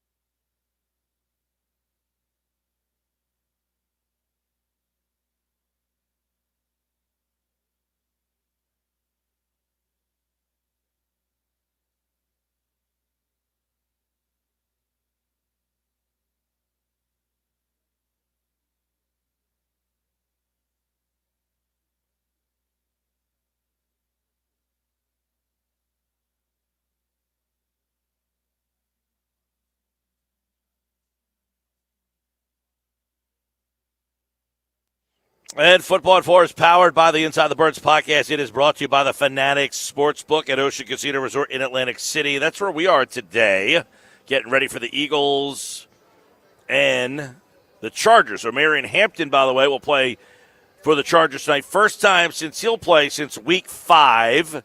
Justin Herbert expected to play 7 days after a surgery to his left hand. And we'll take a look at some of the keys to an Eagles win over this Chargers team. We just talked to Lorenzo Neal, the former Charger fullback, and, he's feeling pretty good about where this Charger team is. He likes where their defense is. They've played a lot of zone defense last week. They played a lot of man-to-man against the Chargers. He likes their run game right now. And, Adam, you look at the Eagles' run game, their offense, let's take a look at them and their role in this victory tonight, potentially against the Chargers. What does their offense need to do?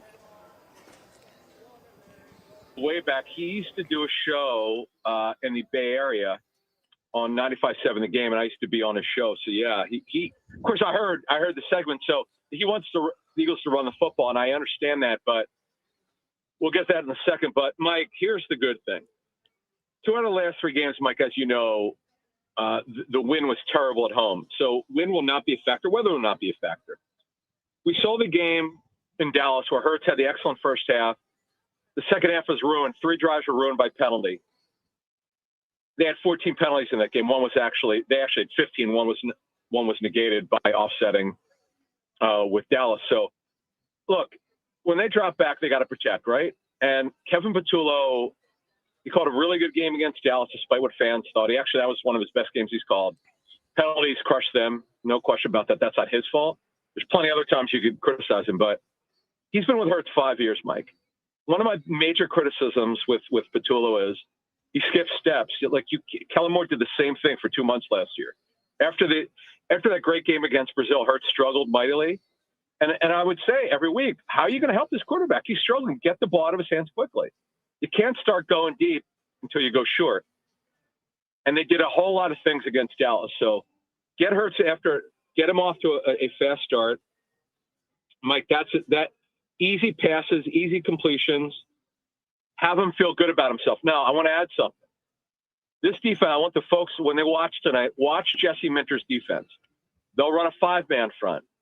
Or pre-snap, it looks like a 5-man front. They'll drop 2 guys out. Hurts has got to be super decisive. Don't hesitate. When he struggles, Mike, he's not decisive. Jesse Minter, the defensive coordinator, does a lot of post-snap disguise. He's got to be careful, but not overly careful when he doesn't throw the football. Be decisive tonight, Mike. Watch that tonight. Well, the one thing is, yes, they're going to be on the road in L.A. It's a place where the weather shouldn't be an issue.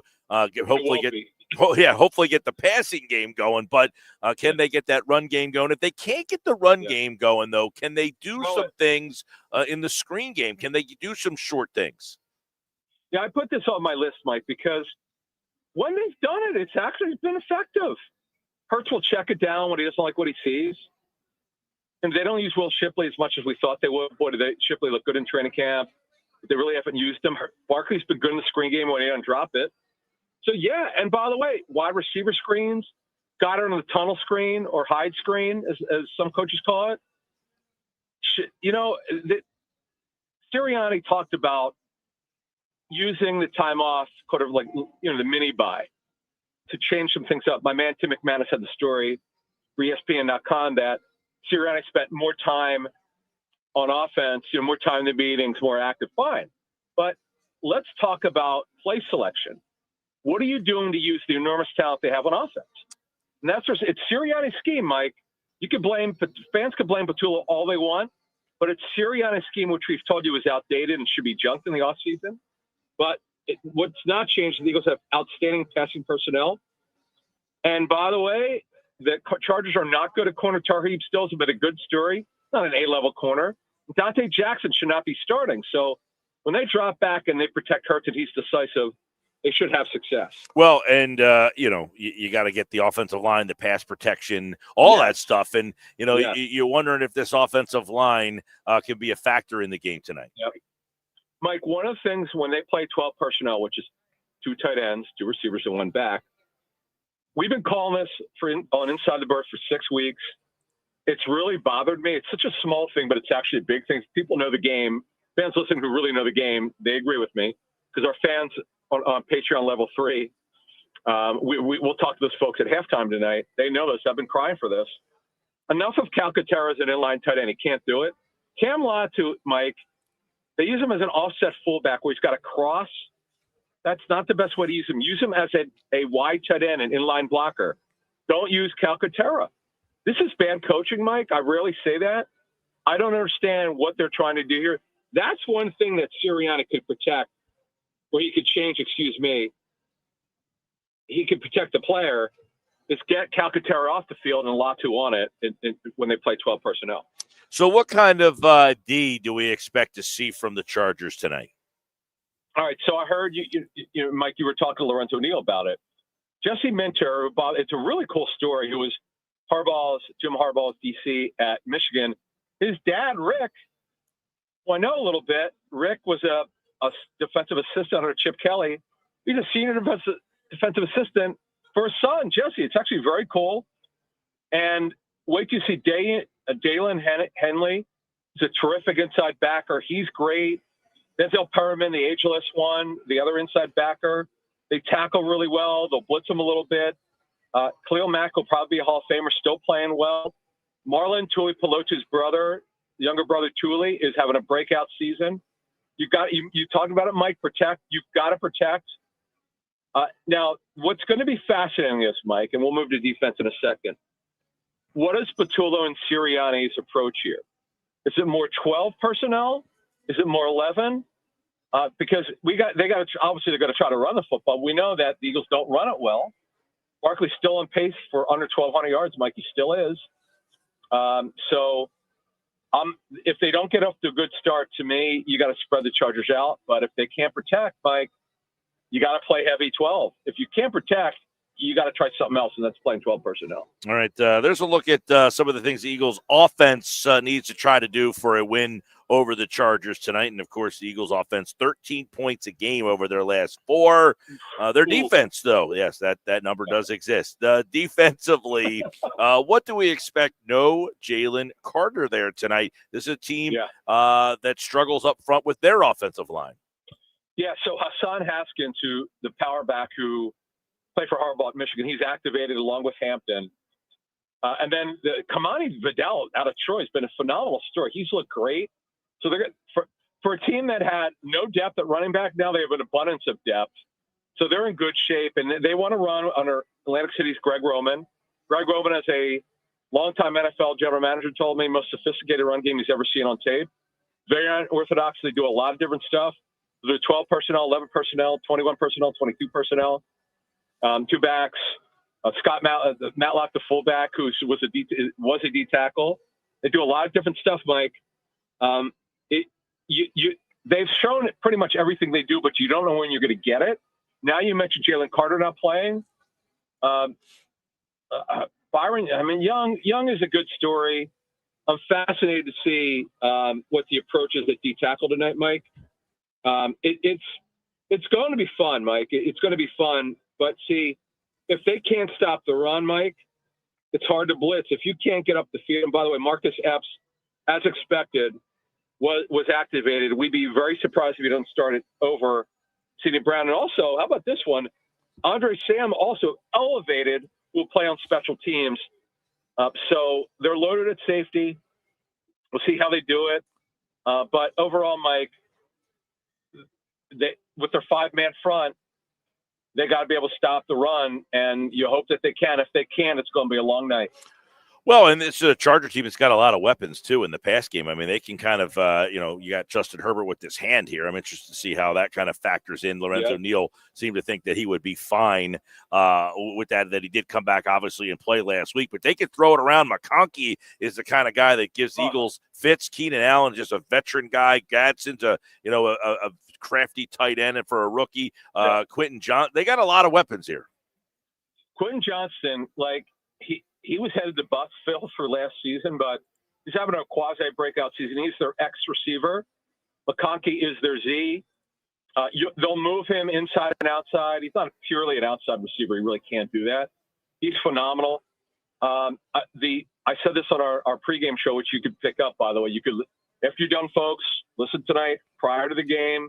You could watch it with Greg Cosell and Jeff Mosher and I. You could download it, listen to it on any podcasting platform. I talked about this. Best first step quickness in 22 years at the Senior Bowl I've ever seen is Ladd McConkey. Just ridiculous short area quickness, very shifty. And then Keenan Allen is one of the best third down receivers still in the National Football League. It's incredible. And how about Aronde Gadsden Jr.? You and I all have to remember his dad for the Dolphins with the goggles. Yep. His son is a jumbo receiver. He really, I know he plays to them, but he's like Evan Ingram. He's super explosive. They got a lot of juice on offense, Mike. I'm telling you, and I put this in my notes, if Adoree Jackson gets off to a bad start, pull him. I'll be interested to see if that happens. Do they move DeJean, which is what they've done in the past, to corner? Will they ever play Jacorian Bennett? I don't know. It doesn't look like it. Vic doesn't have confidence in him, but maybe one of these days he's been better in practice and Vic trusts him. Who knows? Tell you who they could use, Thomas Booker. Right. Yeah, well, you know what, Mike? I didn't like the trade. When they traded the kid, the backup tackle to the Packers. Kennard. Whose name is – yeah, you're right, exact. Darian Kennard, good call. That was not a good trade. I know they got a 6th-round pick, but they could have used him as a backup right tackle and as an extra tackle when they go to jumbo. So, yeah, Thomas Booker, it's funny. He's starting there because the Raiders are not good at D-tackle. But, yeah, they could have absolutely used him. And tonight they really could have used him. Like, I know where you're going here with that one. I get it. Yeah, just to add some more depth to that defensive line spot, yep. Which is obviously diminished right now with Carter. We don't know when he'll be back. But he's certainly not playing tonight. And this is a Chargers team that is I don't know what to make of them. They're good when they're healthy. Their line's a mess, but this is like a Super Bowl level team with their offensive line intact, right? Right. Well, possibly. Now we got to see. Herbert's never had a broken left hand, so we have to see. I know it's his non-throwing hand. See how it works. So I want to give a shout out to Evan. The Sportsman Bros and their podcasters. So Aaron Borgman, a former Eagles and Chiefs assistant trainer, he did a show for our Patreon level 3 members, and it's a chalk talk. Wait to hear what he talked. We posted this morning. Wait to hear what he talks about Lane Johnson and the Liz Frank injury. It's crazy, the information that he had and just about what Lane is dealing with. And we went over Jalen Carter and what's if he did get the PRP or another type of shot, what it entails. Jalen Carter, as we reported, run the Eagles draft, and we actually talked about it before the draft, but we explained it after the draft. He's going to have chronic shoulder problems, and he still does. It doesn't mean he won't play 8 or 10 years. Mike, you just talked about it. We don't know when he's going to be back, because if he had shots, it's when the pain subsides. So, and if it's cortisone, by the way, what Aaron Borgman told us, it's a minimum of 2 weeks. It's really hard to come back for 2 weeks when you get cortisone shots. All right, you can listen to the game tonight right here on 97.3 ESPN. Merrill Reese, Mike Quick on the call. Eagles, Chargers, both teams need it. Chargers in that wild card mix in the AFC West. Eagles obviously looking for a number 1 seed with the Bears losing yesterday. Adam Caplan and the guys over at Inside the Birds have plenty more on this game. Check out the Inside the Birds podcast on all podcasting platforms. Thanks, Adam. Thanks, man. See you. All right, there's Adam Caplan. Mosher tomorrow here on the Sports Bash live on 97.3 ESPN. We'll keep it here for a couple of minutes, and some of the things that he talked about that I want to kind of reflect back on. I like what he said about Hurts, ball out of his hand, quick, let the guys get some stuff going on. A.J. Brown, Devontae Smith, Dallas Goedert. Dallas Goedert, interestingly enough, Goddard has 7 touchdowns this year, the most in any season in his career. And you're thinking about what has happened to him. He got off to such a good start. He was the guy that they were really targeting early. So can they get him back in the mix with some seam stuff, some short stuff? I like what he said about the screens. I just don't know that I trust that they'll do it. And I've said before, if Barkley is struggling, and he is really struggling here. Here's another number about Saquon Barkley that really sticks out. He is averaging an NFL worst 1.5 yards after contact per rush this season. It's the worst in the league. 48 carries for Saquon Barkley this year have resulted in either no gain or negative yards. That's the second most in the NFL, behind Ashton Genty, who, by the way, plays for one of the worst teams in the league.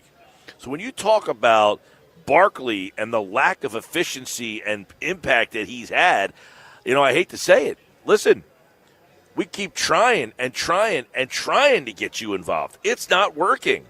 So you know what? We're going to show a different look. Maybe we're going to mix in Tank Bigsby, give him 5 touches.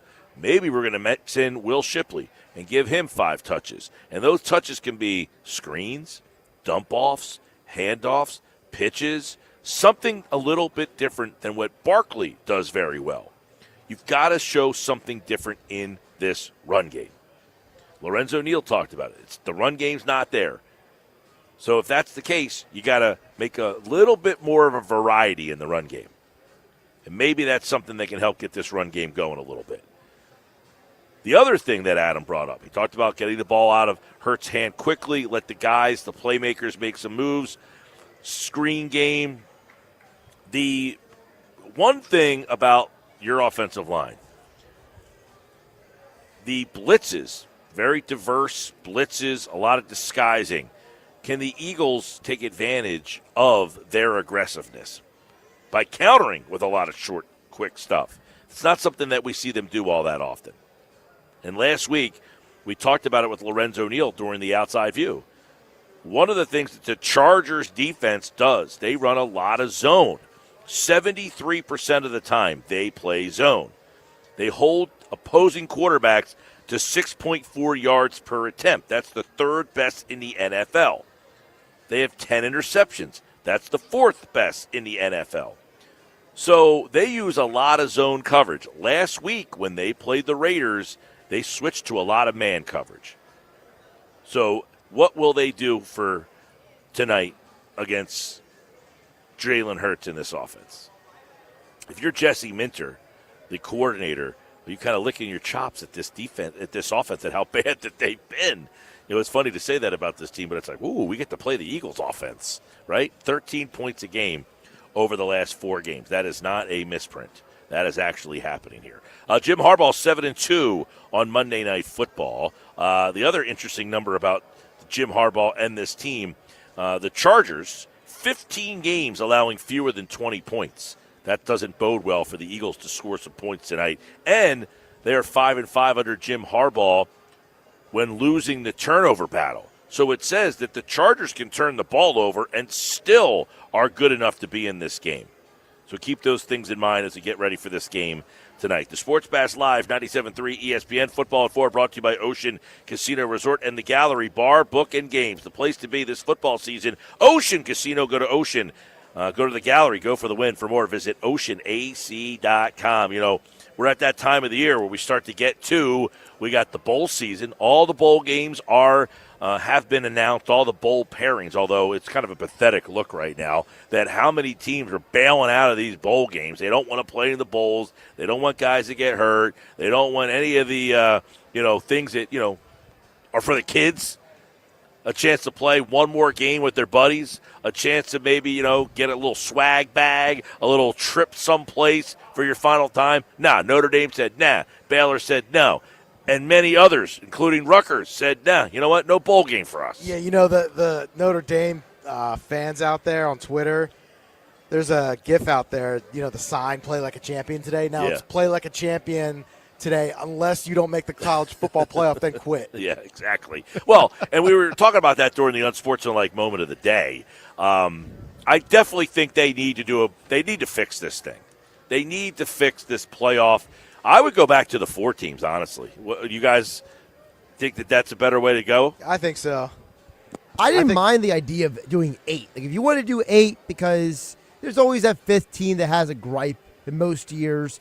So if you wanted to go 8, I wouldn't have minded it, but there had to be concrete, not subjective, but objective reasoning why these teams get in. The problem with the 12 team right now is because Duke won the ACC, then James Madison has a case, but then Notre Dame, their resume doesn't look as good on December 7th as it did November 7th. Like the shifting of the goalposts, as you mentioned the last hour, Mike, that's what's ruining it for all of us. Well, I think, okay, if you keep it at 12, and I agree, I would say 4 is fine. The top 4 teams are the only 4 teams that I think are in the conversation right now. Now, that doesn't mean last year I think Ohio State was the 8th seed and they ended up making it and moving on.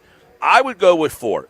8 would be the other way. But if you stay at 12, the way I would do it is if you reach your conference championship game, you're automatically one of the teams in. So that's that would 8 be teams right there. That's your 8.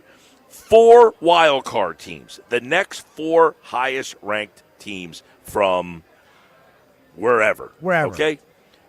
I agree with what Kirk Herbstreit said the other night, which is crazy because I think he contradicts himself over and over and over again. But the one thing he said is they got to stop with the Tuesday night show revealing all these rankings every single week. They don't matter. No, they don't. The rankings don't matter at all. So That's stop Notre doing Dame's the show. argument. That's their argument. Yeah. Right. Stop doing the show and putting these rankings out there. So you get the top 2 Big Ten teams, the top 2 SEC, the top 2 ACC, and the top 2 Big 12 teams. Those are your 8. They are in. 4 wild card teams. Now, the SEC and the Big Ten, they complain, well, we should have more teams in there. No, you don't. You don't deserve any more teams. That's what you get. You got 2 automatically. Maybe the next 4 teams, maybe they're all 4 from your conference. Maybe they are. You take the next 4 highest-ranked teams, and if you want to say one of those teams is a group of 5, I don't even need that. Although I'm not against, like, Tulane getting a shot, because I do remember years and years and years ago when Randy Moss played at Marshall and they were undefeated, and everyone was like, why not them? Well, they didn't play anybody. Okay, give them a shot. Well, what about just several years ago when Cincinnati squeezed in, right? Cincinnati had a bunch of NFL players on that team. Like, that was a legitimate non-power team. Yeah, that's what I'm saying. If you want somebody to represent, the group of 5 conferences, your Sun Belt, the problem is you're really only talking about the American. When you're saying group of 5, the Sun Belt is a step way below. Like last year, SMU got smoked by Penn State. They didn't even put up a fight in that game. Well, but they're in the ACC. Right. That's not AAC. That's ACC. Right. Yeah. So JMU and Tulane, they're going to get smoked. JMU is in the Sun Belt. That is a massive step below they're gonna get the rocked. American. Like, if you look at it this way, it's like after the big conferences, Mike mentioned, for those who don't know, then you got the American. Then you got Conference USA. The American and Conference – the American is really like the next – like if you were to start pilfering another conference, you would go there and say, okay, they've got Tulane. They've got East Carolina. They've got, like, Central Florida. Correct. There's some programs that are right there that are like the next tier. The Sun Belt, which is where James Madison, by the way, no offense to them, they were playing 1AA football like 2 years ago. Correct. They went to the Sun Belt, which is, I don't think you can name another Sun Belt team. I think UAB is in the Troy. Sun Belt. Troy. There you go. There you go. Yes. But if your best win is against Troy, Yeah. you cannot make an argument that you're one of the 12 best teams in the That's country. what I was trying to say. No. But after the American, Conference USA, Mountain West are the next 2. That Sun Conference Belt's USA, even that below. Conference USA has taken a massive hit over the years. They have. But my point is, even Conference USA is ahead of the Sun Belt. Yeah, the Sun Belt is. I am shocked that they had any sort of methodology that put them in any sort of striking distance. They were the highest ranked. So the rule is that they were the highest ranked conference winner left of the conference winners because the team that won the ACC, Duke, is not ranked. I don't understand how they were ranked higher than Duke. I don't understand how they were ranked higher than Duke. Duke won the conference. You're telling me that James Madison has more quality wins than Duke does? I'm not buying that. They don't. What they have is a quality loss, and that's where this whole thing gets wonky because, again, if you care about quality losses, who should be in? BYU and Vanderbilt. All right, when we come back, Shabuzi stole something, and the Nuggets. Earnshaw here on the Bash, 97.3 ESPN.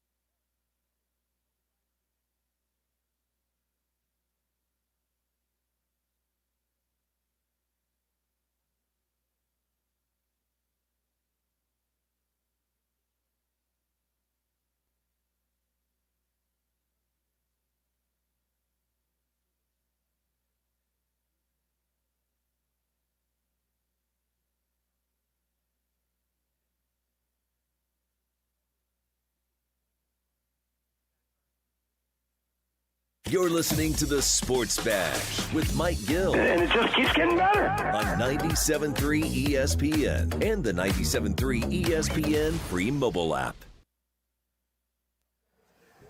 All right, 4:32 on the Sports Bash Live, 97.3 ESPN. I'm Mike Gill. What's going on, everybody? Time for the Nuggets today. Nick's Nuggets, Nick Earnshaw. He's host of Earnshaw Radio. Monday nights. You doing that tonight there, Earnshaw? I will be. I will be doing it before the game tonight. I will be running the podcast going. Okay. For the game tonight. I would have liked to seen a post-game pod. Well, yeah. We got some other duties we got to handle after the game tonight. So. I see. Because pregame, we've been doing that for the last week and a half. Yeah. Yeah. Well, pregame pod with the Earnshaw Radio and all the socials. So you heard coming into the break there, that was Shabuzi, right? So the other night, we're at the Christmas party, and I heard the first couple chords of that song, and I said, that's one of my favorite songs. And Earnshaw looks at me and says, Shabuzi? To which I was like, Shabuzi? What the heck are you talking about, Shabuzi? That could have been a more boomer response there. Couldn't have been. Well, here's the thing, Nick. So Mike Gill and I sat down, and we talked about this before the show. We had a good old pre-show meeting. So I got all the audio set up for you and the audience, okay? Okay. So you're going to hear two audios. I'm going to play them back to back. Yep. Okay. And you're going to tell me which one is which. Okay. Okay? Sounds good. So here's the first one.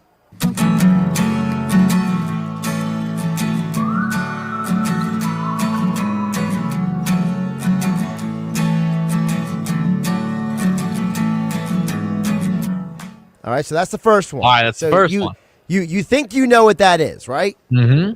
Okay, here's the second one.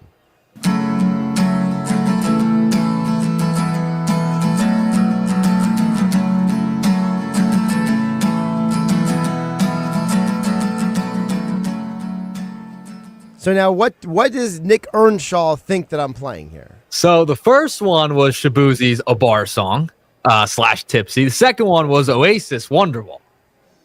Easy. Now, would you know that if Gil didn't tell you that? Well, listen, I can tell the Shabuzi is given away because of the whistle. Yeah. As soon as the whistle gets entered, the chords are the same. I didn't say anything about the whistle. I said the chords are the same. He Right. stole the chords from Oasis. Did he steal Wonderwall. or did he heavily borrow? I don't care what he did. I don't care what he did. It's not I think he heavily original. borrowed. Right. So if you played those two over top of each other, you wouldn't hear any difference. They're the same thing. Now, he was asked about this before, according to Rolling Stone, and he says, I don't hear it. That's according to Shabuzi. Now, Pete was not in this conversation. When he played Wonderball, did you say this is the same thing? I was waiting for what's his name, Gallagher, to come on and say 2 days is going to be. Were you waiting for the whistle? No. What do you know? Oh, waiting for the whistle. They're the first same first song. No. You can Play tell the difference. Wonderwall one. You can tell the difference. All right, stop it. All right, now play the Shabuzi one.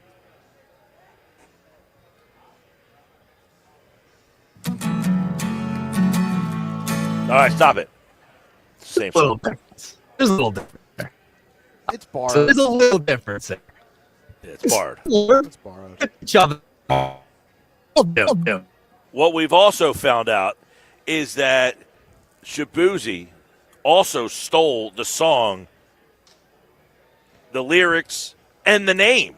Yeah, so for those who are maybe of Nick Earnshaw's age, there was a song from the early 2000s called Tipsy by K1. Yeah. Okay? And K1 was very famous. Now, I will admit we did not use the non-radio edit version of this song. So when we are clipping this, we are not giving you the uncensored version. But first, I will play for you the part of Shabuzi that I say steals from Jaquan.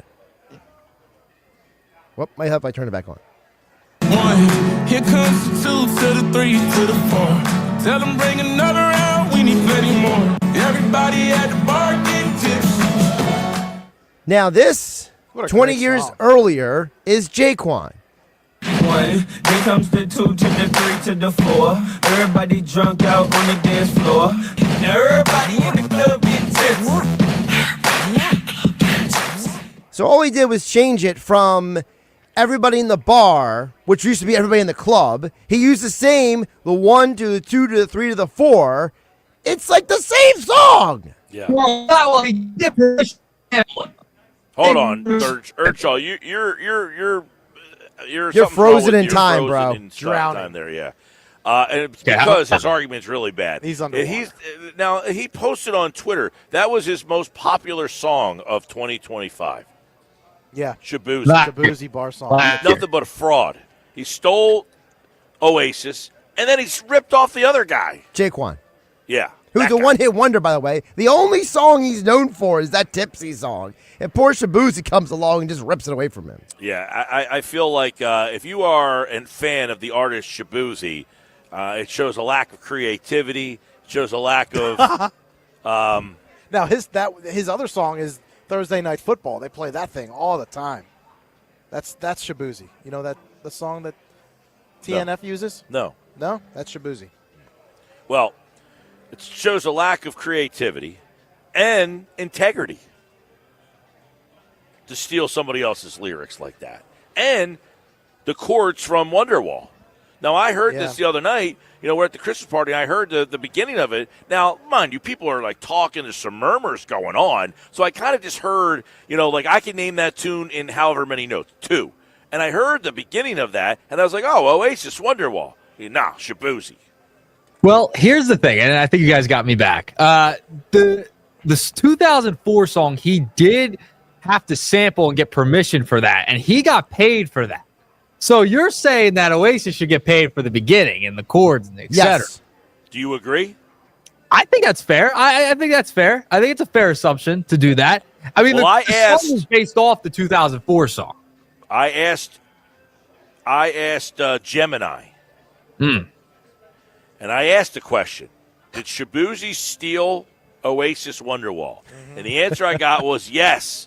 Many listeners noticed Shabuzi's A Bar song Tipsy has a similar vibe or chord progression to Oasis Wonderwall, sparking comparisons online. Though Shabuzi himself doesn't fully hear the resemblance, focusing more on Jaquan's Tipsy, a country hip-hop influence. Both songs feature a distinct strumline acoustic guitar leading to the melody. Now, the fact that he won't admit that he stole it from Oasis, I don't know. I think that's worse. The fact that he stole it and then won't admit it. It is a better song, though. Do you give him credit there? Than Wonderwall? No, than the Jaquan one. Oh, I don't know the Jaquan one. I think it's a better song than both of them, to be honest. Yeah. It's a great song. Now you just I sound think it's better than ridiculous, Wonderwall. No, I think it's better. I think it's better than Wonderwall. I like Wonderwall better than Wonderwall. Me too. I think it's better.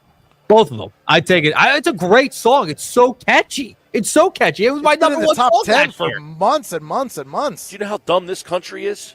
You're going to say that the song in the top 10 is relevancy to anything in this world You right can't now? admit it's catchy. You were beat bopping at the holiday party of that song when you first heard it, and you didn't even know it. I saw you at the line with that chicken parm and the crab cakes. You were on me. And bopping, yeah. You enjoyed it. I thought it was Wonderwall. It's a bar song.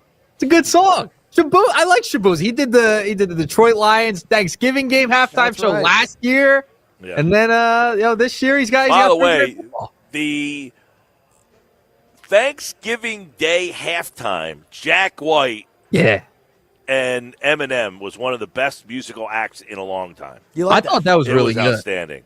I thought it was really good. And then Post Malone did Dallas. He did the Dallas KC game, right? Yes. Post Malone's better than Shabuzi. Now we're getting into a real debate here. I agree. Well, I agree with country Josh. music artist Post Malone and previous Post Malone are different guys. They are What's two your different nugget? things. What do we got for the Nuggets today? I don't even know. We know we had Shaboozey. Now, I also got ripped at the holiday party for having a lot of dessert as well. I was getting ripped for that. I got the ice cream. I went cake. I mean, what's wrong with that? They had You a were lot like of a 7-year-old with that holiday party. Yeah, I there mean, with I the didn't sweets. I didn't sample the dessert table, so I don't know what the offerings were. But Earnshaw came back to the table with like a cake with like blue icing that like a child would have, like all over his lips, and awesome. Like, his whole mouth is blue. It was awesome. Listen, when you get, I will say, you're 20, I will say the food, and have rent. You got to take what you can get here. Come on.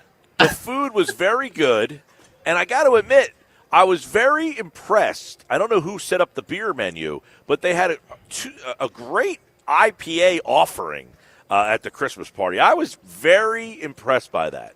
It was normally, awesome. It was open bar, and it's like, you can only pick one or the other, and it's like, well, these are both bad options. But I have to say, whoever set that up, I was very impressed. Yeah, listen, I thought it was fantastic. Food was great. Everything was great, and dessert was even better. So, free food, I'll take it. Mid-20s, got rent to pay. Things are expensive. I'm going all in, PG, all right? I say anytime there's a radio station function, you better get to the line. I mean, the people that work at the radio station are like seagulls. Oh, and free food is free like, anything, right? Yeah, that's the lecture that I got when I got there. The first thing Gil and Pete turned to me was like, you better go get that food while it's still there. Absolutely. People circling around those trays, just waiting and waiting.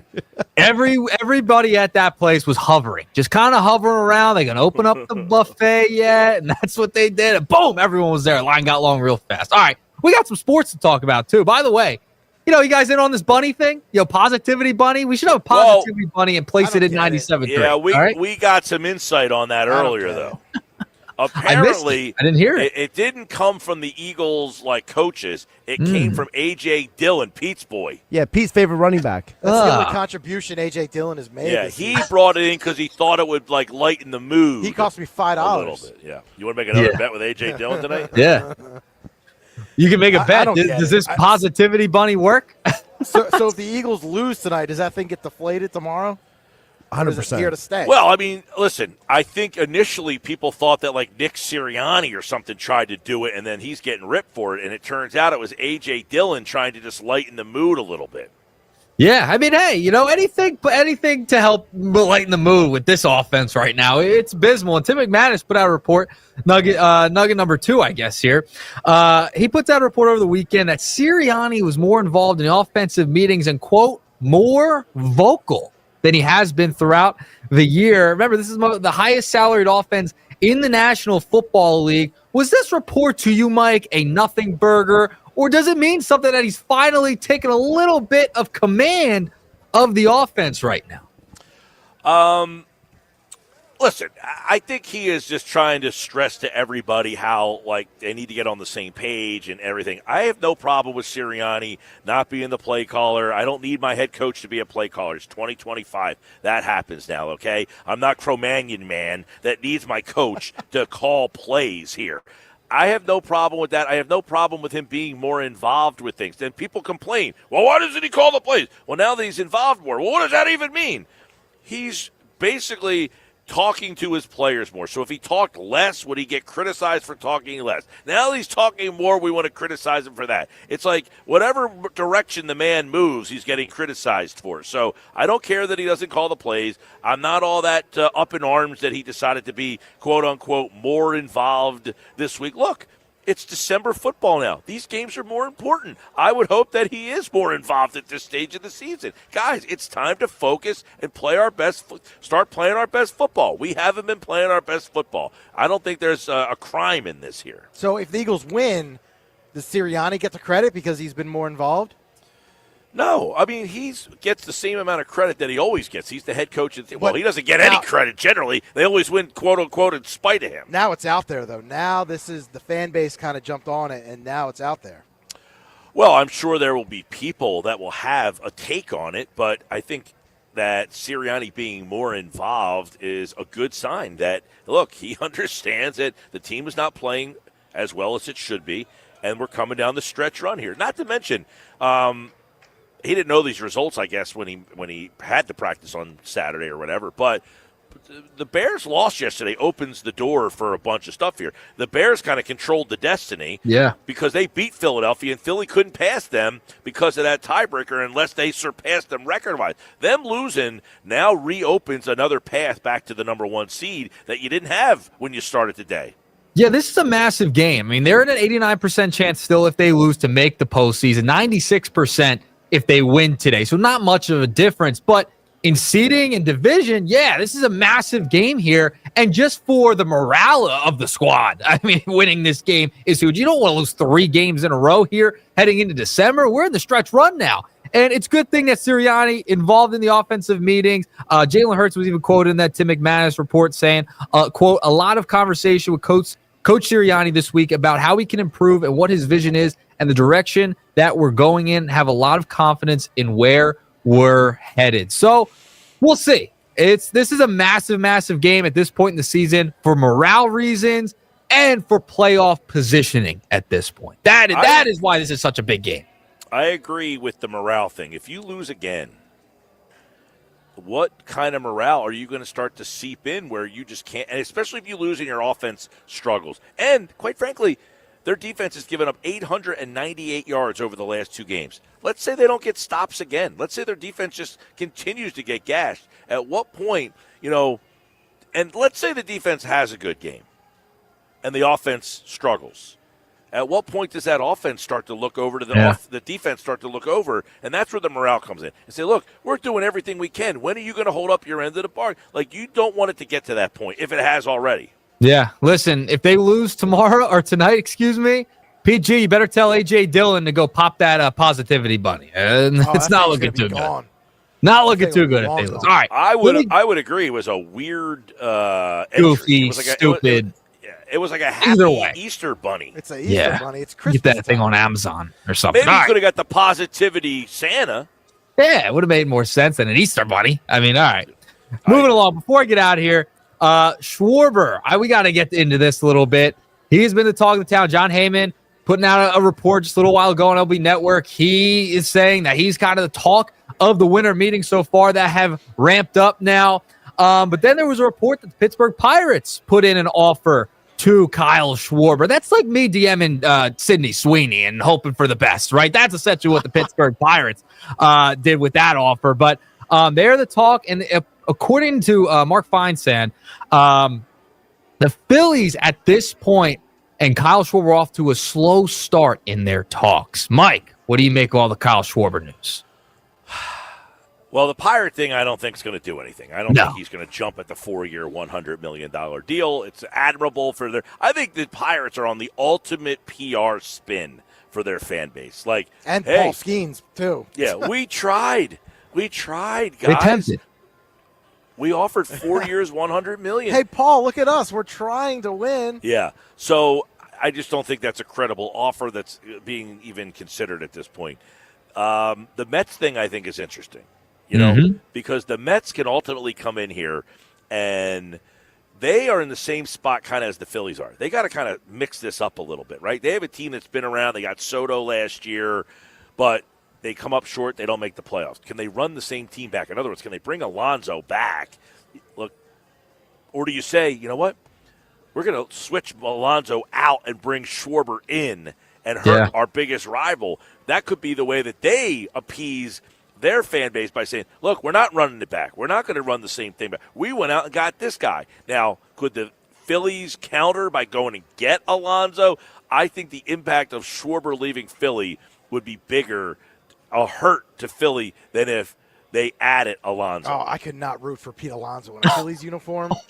I've rooted against that guy long enough. I cannot stomach. You would root for him if he hit 50 home runs for you. I mean, I guess, but that would be a weird sight, man. What kind of Phillies fans does they guess they'll root for somebody if they hit the home runs? Are you a fan of Pete Alonso on the Mets? I'm a fan of winning. Oh, well, that's not the argument. That's not the question.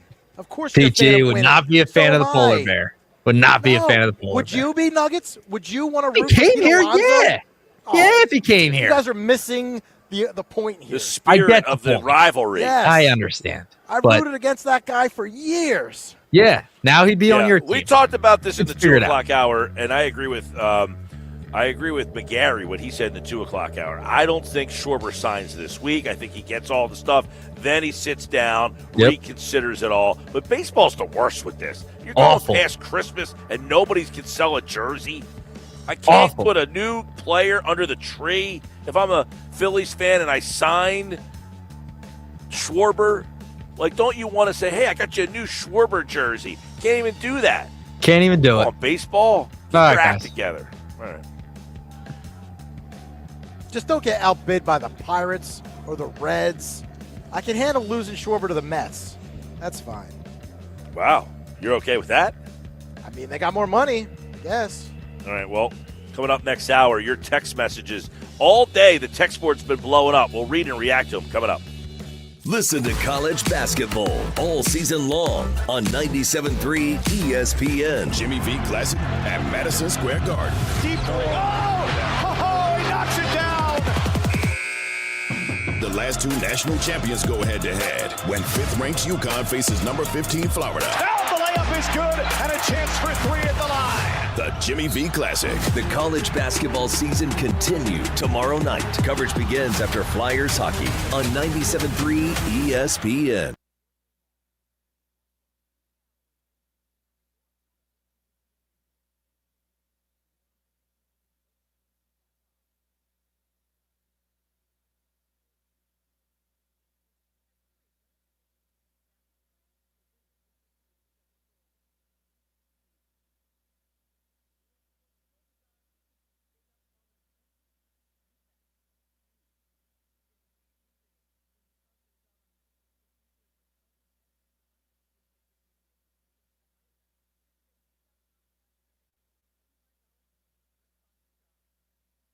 Actual price will depend on product and subscription plan. Featured products are compounded drug products, which the FDA does not approve or verify for safety, effectiveness, or quality. Prescription products require an online consultation with a healthcare provider who will determine if appropriate. See website for details, restrictions, and important safety information.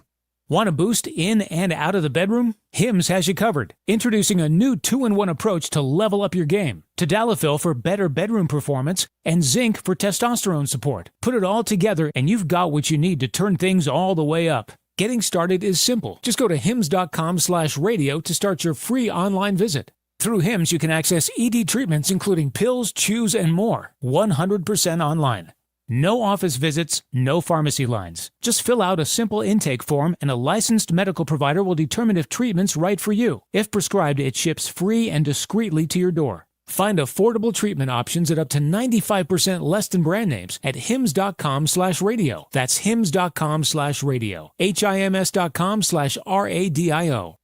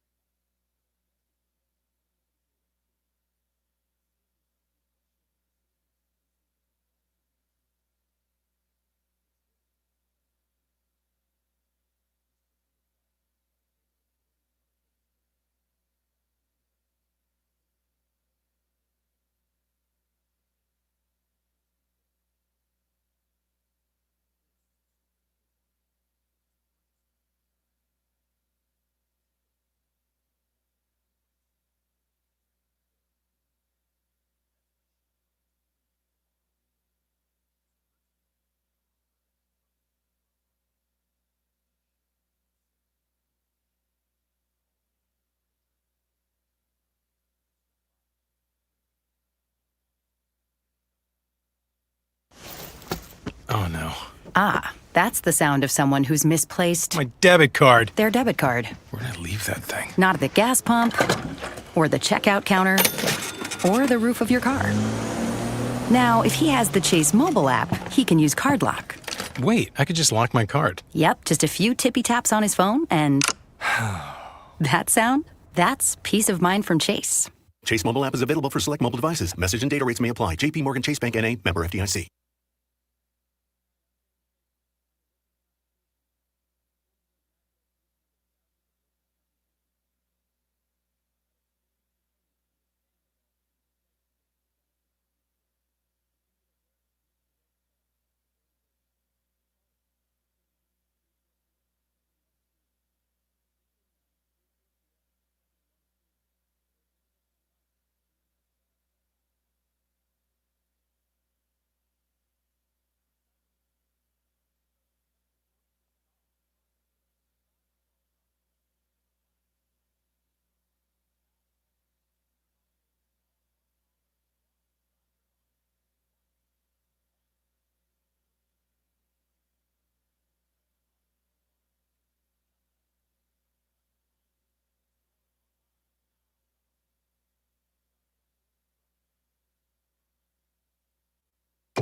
you've got a big day.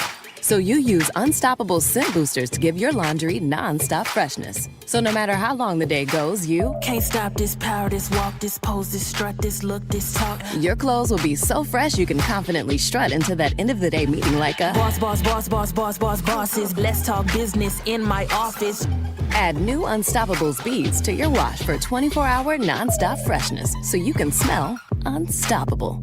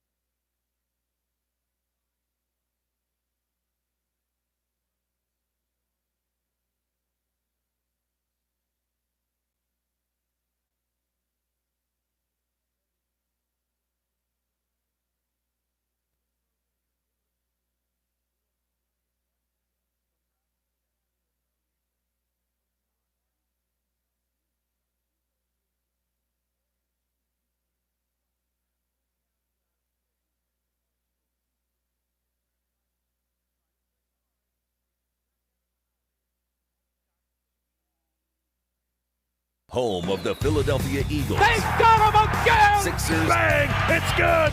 Ball game! And Flyers. Tipped in front of the net! 97.3 ESPN. WENJ. WENJ HD. Millville, Atlantic City. A Town Square media station serving all of South Jersey.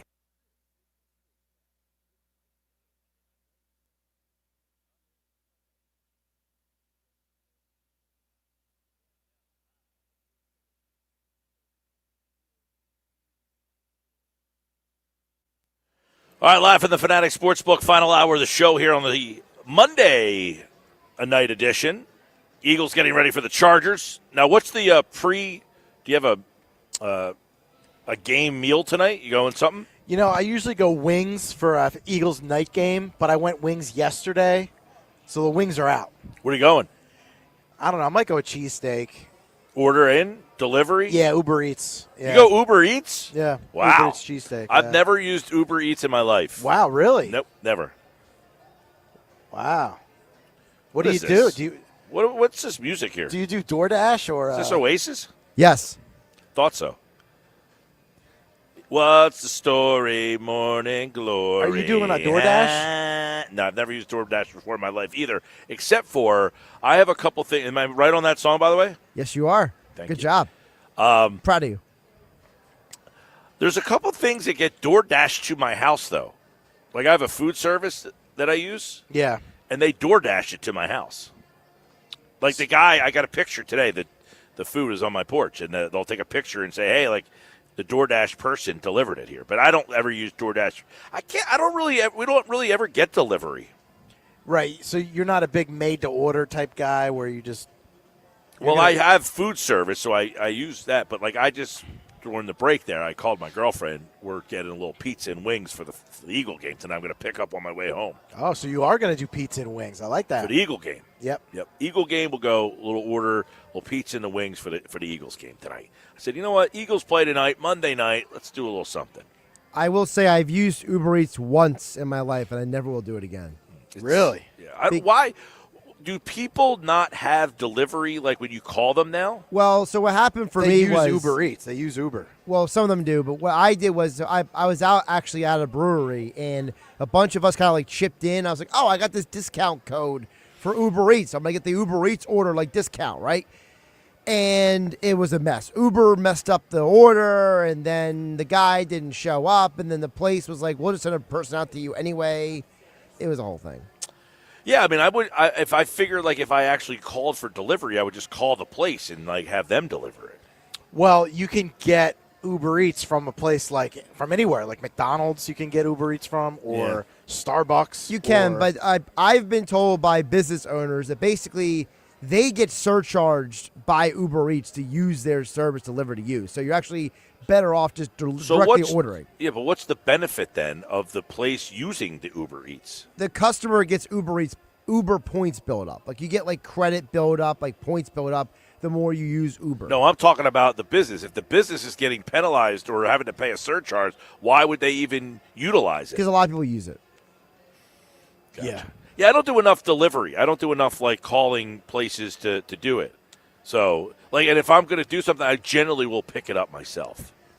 Like a night like tonight, I'll say, hey, we'll do some pizza and wings for the game tonight. I'll pick it up on my way home. And a lot of times, too, since I'm in Atlantic City, it opens up more options. Right. You know, I could stop at an Atlantic City establishment and get, like, I'm not over here all the time. Right. So it's like, hey, I could stop there since I'm over here.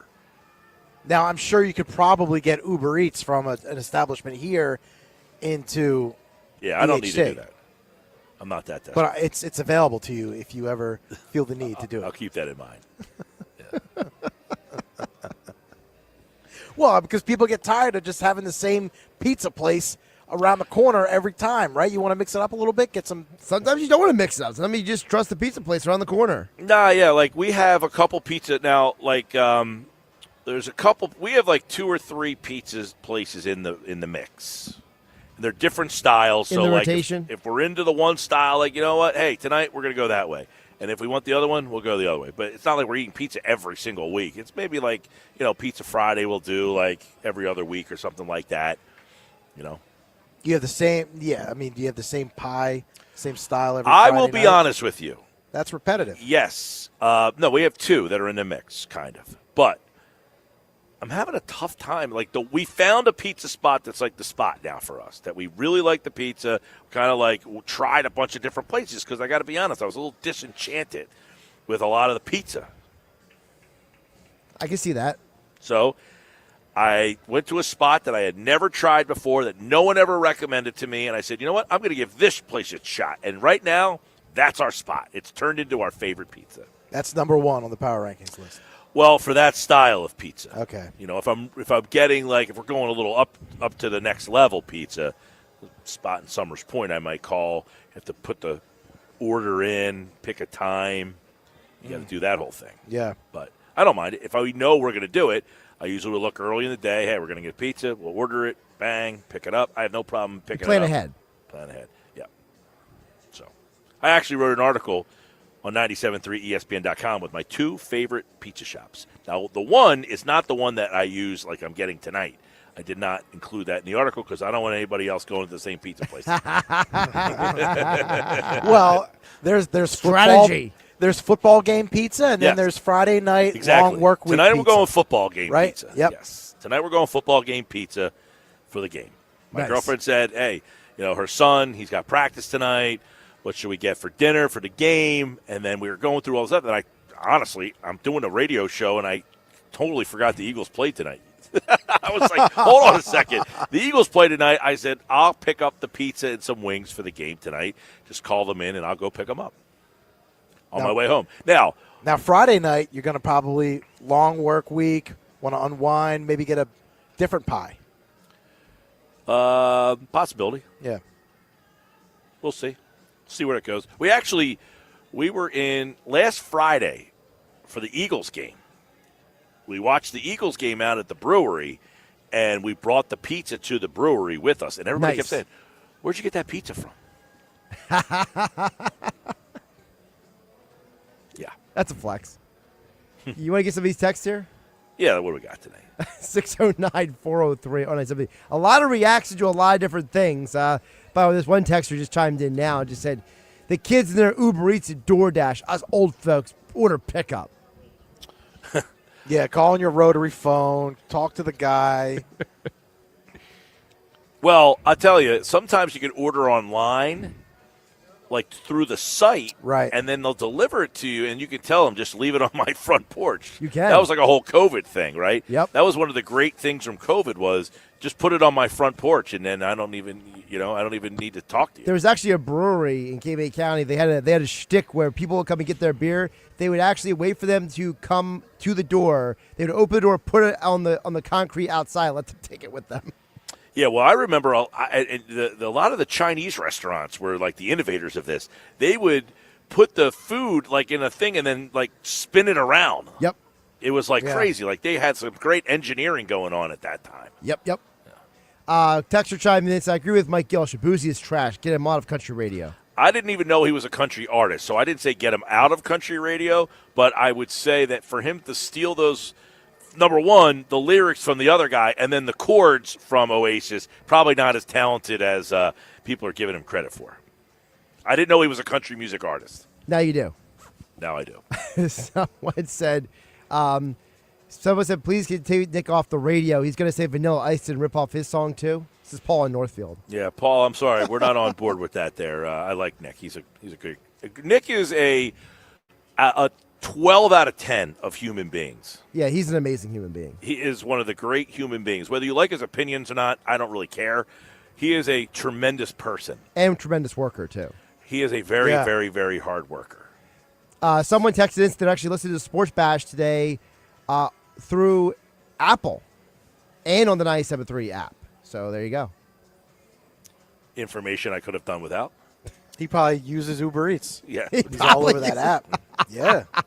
Paul from Millville says, Mike, I totally agree with your college football format is what I brought up on Josh's Saturday show. He says, what you mean to say is Duke would be in, and I would argue that they are worse than Tulane and JMU. I say abolish the committee, says Paul in Millville. I don't think Duke is worse than Tulane or JMU, honestly. If you watch the game on Saturday night, people are acting like Duke was some like half-assed team. Virginia's a good team. Virginia's a solid, good team. And Duke beat them, right? Duke beat them. And we were talking about this on Friday's show, Josh. You were trying to convince me that they had worse losses than Miami. Incorrect. Their losses were better than Miami's losses. Duke's losses, you mean?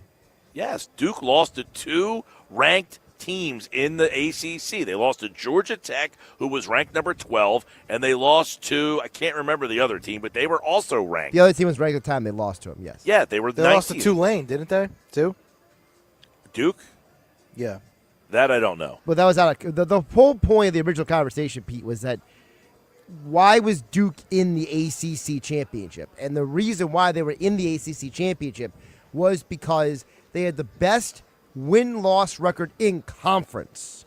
So who they lost to out of conference had no impact on why they were in the ACC championship. But on that notion, to Paul's point, if they played Tulane, they did, and they lost to Tulane. So then Tulane would have beat them head-to-head. That being said, in my situation, the ACC would get their top two teams in. The SEC would get their the two teams that make the conference championship game. You should be rewarded for that, not penalized for that. So if you make getting to the conference championship game matter. So if I'm a team Why would I want to get to the conference championship game if I'm good enough? Like Indiana and Ohio State, they played each other. That game didn't mean anything. But if it meant that you automatically make the playoffs now, the other teams, Michigan, Penn State, all of them, they would want to get to that game. Because if they don't, there's a good chance they don't get to the playoffs. And this is going to really hinder out-of-conference matchups, right? No one's going to schedule. Oh, we're already seeing it. Alabama, by the way, right? dropped already, has changed. I know this because Alabama is now playing East Carolina next year. Correct. They have changed and dropped already games. So all these teams are saying those non-conference games, and that's something Herb Street actually said too, is goodbye to all those like August, late August and early September non-conference like big games to start the season. Because now they're hurting you. They're not helping you. Correct. Teams are just going to take it out of their schedule altogether. Hey, listen, do I think Duke and Virginia are two of the best 12 teams in the country? No, I do not. But if you're telling me that the ACC is one of those Power 4 conferences, well, then that's on you, so you have to take their best two. If they make it to the championship game, they're in. That's 8. And then the other 4 teams, you can give it to anybody you want. It can be 4 SEC schools, 4 Big Ten schools. If you want to include one of those group of 5 schools, I don't care what you do. 4 wild cards, but making the conference championship game matter. Rico chimes in on the text board. He says, Mike, I'm a biased Vanderbilt grad and didn't expect to make the playoffs, but it's a shame that all sports fans will not get to see Vandy's Heisman candidate quarterback play, says Rico. Yeah, Pavia is he's been one of the few guys, I think, that maybe some casual college football fans. I don't know how many casual college football fans could name any college football players this year. I honestly don't. Like, who's the Heisman winner? I have no clue. I wouldn't even know 4 guys, like maybe Mendoza, probably Pavia, but that team's not even a playoff Julian team. Love. I just don't know that a casual. The wide out from Ohio State, right? 2 of them?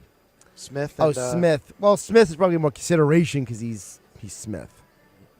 But I don't know that the casual college football fans, I don't think they know who any of these guys are. No, they don't. And that's part of the problem as well, which is people are just kind of like throwing darts at a board at this point. Well, and I was listening to Ross Tucker podcast, and he was saying, look, as a guy who broadcasts college football games, he's like, it's a mess, man. He's like, I don't even know who's on these teams half the time, where they're coming from, who changed teams. Yep. He's like, it's bad. It's chaos. Yeah, I do think the NIL thing, one of the things that they have to put in the stipulation for the NIL, if I'm paying you to play, you better get your ass out there for a bowl game.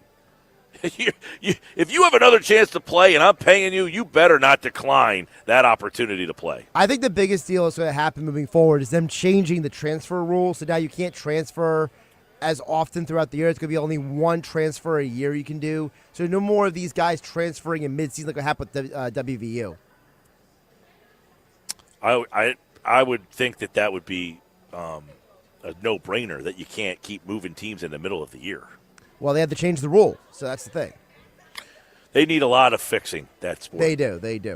Phil and Brady wants to talk about the Eagles a little bit. He says, Mike, I can't wait for the big game tonight to just right the ship and stop all the external noise and distractions. Knock Dallas out. Keep the number 1 seed in play. Like they need to run the table. These games yesterday were wild, says Phil and Brigantine. Listen, that point that he just made about knocking Dallas out is big, because Dallas, to me, really only has one path to the playoffs, and that is if Philadelphia falls on their face. I don't think they have enough poker hands to deal to get them to pass all the teams that they have. Dallas would have to pass Carolina. That's not happening, right? I mean, not that that's not happening. They would have to pass Carolina. They would have to pass Detroit. They would have to pass Chicago. They would have to pass, and all those teams beat them. So they are in dire straits. They would have to get 1 more win than each of those teams, is what you're saying. Well, right now, Carolina beat them head-to-head. Detroit beat them head-to-head. Chicago beat them head-to-head. They're the 3 teams in front of them right now. They would have to then win 3 out of their last 4 and have San Francisco lose 3 out of 4, basically, to even have a chance. I don't think any of the Seattle's got 10 wins. That's not happening. Dallas's really only shot is if, and by the way, Chicago has 9 wins. So they're 3 wins behind Chicago, and Chicago beat them head-to-head. So they have to win out, right? They have to win out, and they need help. And they need help, yeah.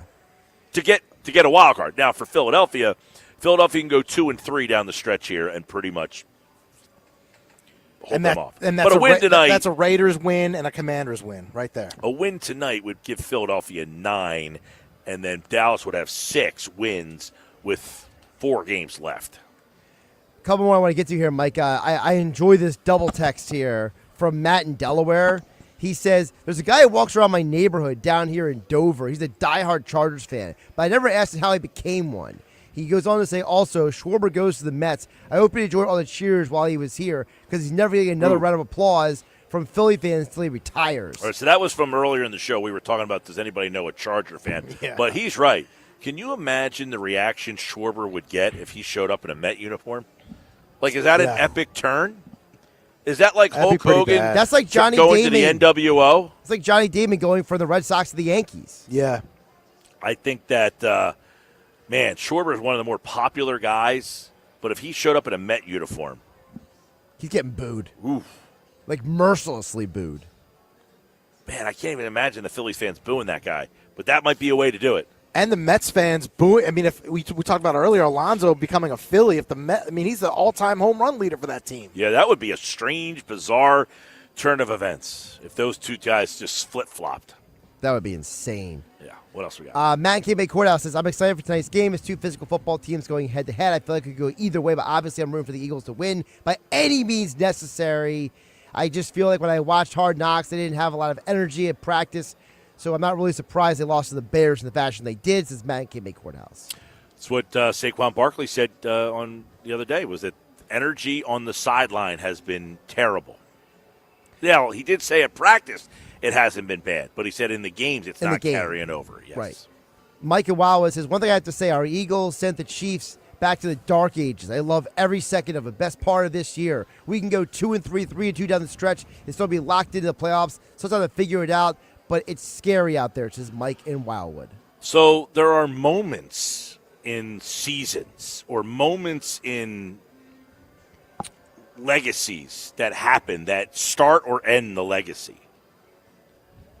The moment the Eagles, basically it's akin to what the Niners did to the Eagles in 2023. They took their soul and just wrecked that season for the Eagles.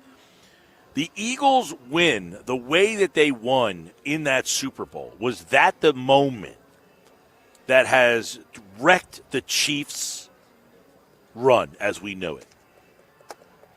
I think it's, yeah. I mean, it's weird because there's a full off season to go after that, right? And like you can kind of re-rack and do it that, and kind of change your team. But yeah, I mean, that's certainly a lasting impact. Like as you're looking at the way the season's going, like did the Eagles just rip their soul out, much like the Niners did to the Eagles that season? Now, of course, the Eagles that season got destroyed, but they were able to pick themselves off the map and re-rack it for last season and go to the Super Bowl. But we'll see what happens with the Chiefs. The Chiefs had the Rashee Rice stuff. He was gone. That's part of the problem to me. Worthy was gone. I'm so glad you went there because that's how I want to bring up. I think the end of the Chiefs was when they started compromising for talent and stopped just bringing in, like, hey, this guy fits the mold, this guy fits the system. They started getting way too weird about who they were bringing in. But, okay, they let Tyreek Hill walk, but they won the Super Bowl without him. They did, but then they started letting more guys go. There started being more guys. The offensive linemen. Well, the one year that they had a terrible offensive line, they lost to the Bucs in the Super Bowl. Yes. They replenished the line and won the Super Bowl the next year. And then the thing with like them going out and getting talent or letting talent walk, they tried. They went out and got Xavier Worthy. That hasn't worked out. They got Rice. That hasn't worked out. So they have made some bad picks that haven't worked, but they have acknowledged that they need some of these things. So part of the criticism we do in sports is we criticize you the pick doesn't work. Right, but the way that you presented it was as if, like, when Andy Reid was the Eagles coach and they had, like, James Thrash and Todd Pinkston, and then they wouldn't go out and draft anybody. They were acting as if those guys were acceptable. The Chiefs are drafting guys. They're just not hitting on them.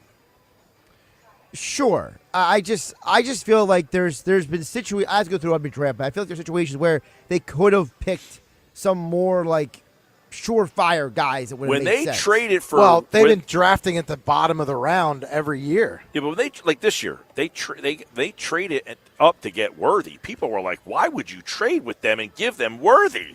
Right, and it hasn't worked out for them. Rice has just been a mess. Yeah, he Rice got is just himself a in mess. trouble. All that stuff. Their team has relied on the Kelsey, Chris Jones on defense, like that core, and they are starting to get old. Those are guys that they've never drafted the heir apparent for Kelsey. They've never drafted the heir apparent to Jones, and those are the guys that are starting. Like Jones is not having the best season this year. Nah, this is the first year that Jones looks like a mortal. Last night he played well. He played well last night, but overall for the year, he has not been the same at all. Let me squeeze a couple more texts here. I'm not going to name the guy's name, but there's a guy who said he delivers pizza in Wildwood. He said, I deliver pizza in Wildwood for a living. Many people want their food left outside so they don't have to face you, and then they don't tip you. Well, that's poor. You tip. You tip. I do when tip you order. my Uber Eats people. You have to do when that. you order, you can tip like ahead of time. Right. Yeah. I mean, that's poor if you don't put the tip on the card or whatever when you order it online. I would agree with that guy. I mean, that's poor. Just the whole idea of just like, hey, leave it outside so I can look at your face. As much as, like, listen, everything, you can't say I don't want the guy to deliver the pizza and just put it on the door so I don't have to tip him. That's extremely poor. Apparently, that's a popular thing in Wildwood, according to that guy. Yeah. Oh, it doesn't surprise me that people would do It's that. probably all over the country. No, I'm just saying, I'm not talking about Wildwood. I'm talking anywhere. Yeah. That people would. Headline, Mike Gill says Wildwood is inconsiderate. Cheap. Cheap Wildwood. Doesn't tip. Listen, that's the whole tipping thing. That people are cheap, right? I mean, they're cheapskates. Well, the problem is because you go to these places and everything, they turn that machine around. It's like, do you want to tip? Like, blah, blah, Right. blah. And you're like, oh, my God, I called for pickup. Like, Yeah. you're supposed to tip when you do pickup. No. You say no. Same thing at Starbucks. You get the, the thing, the receipt, $1 tip. No. All right, we got more text messages if you want to get in. 609-403-0973. 609-403-0973. We'll read, react to some more of your texts. Plus, I'll give you my game balls, picks, and everything for the Eagles tonight against the Chargers. You can listen to it on 97.3 ESPN.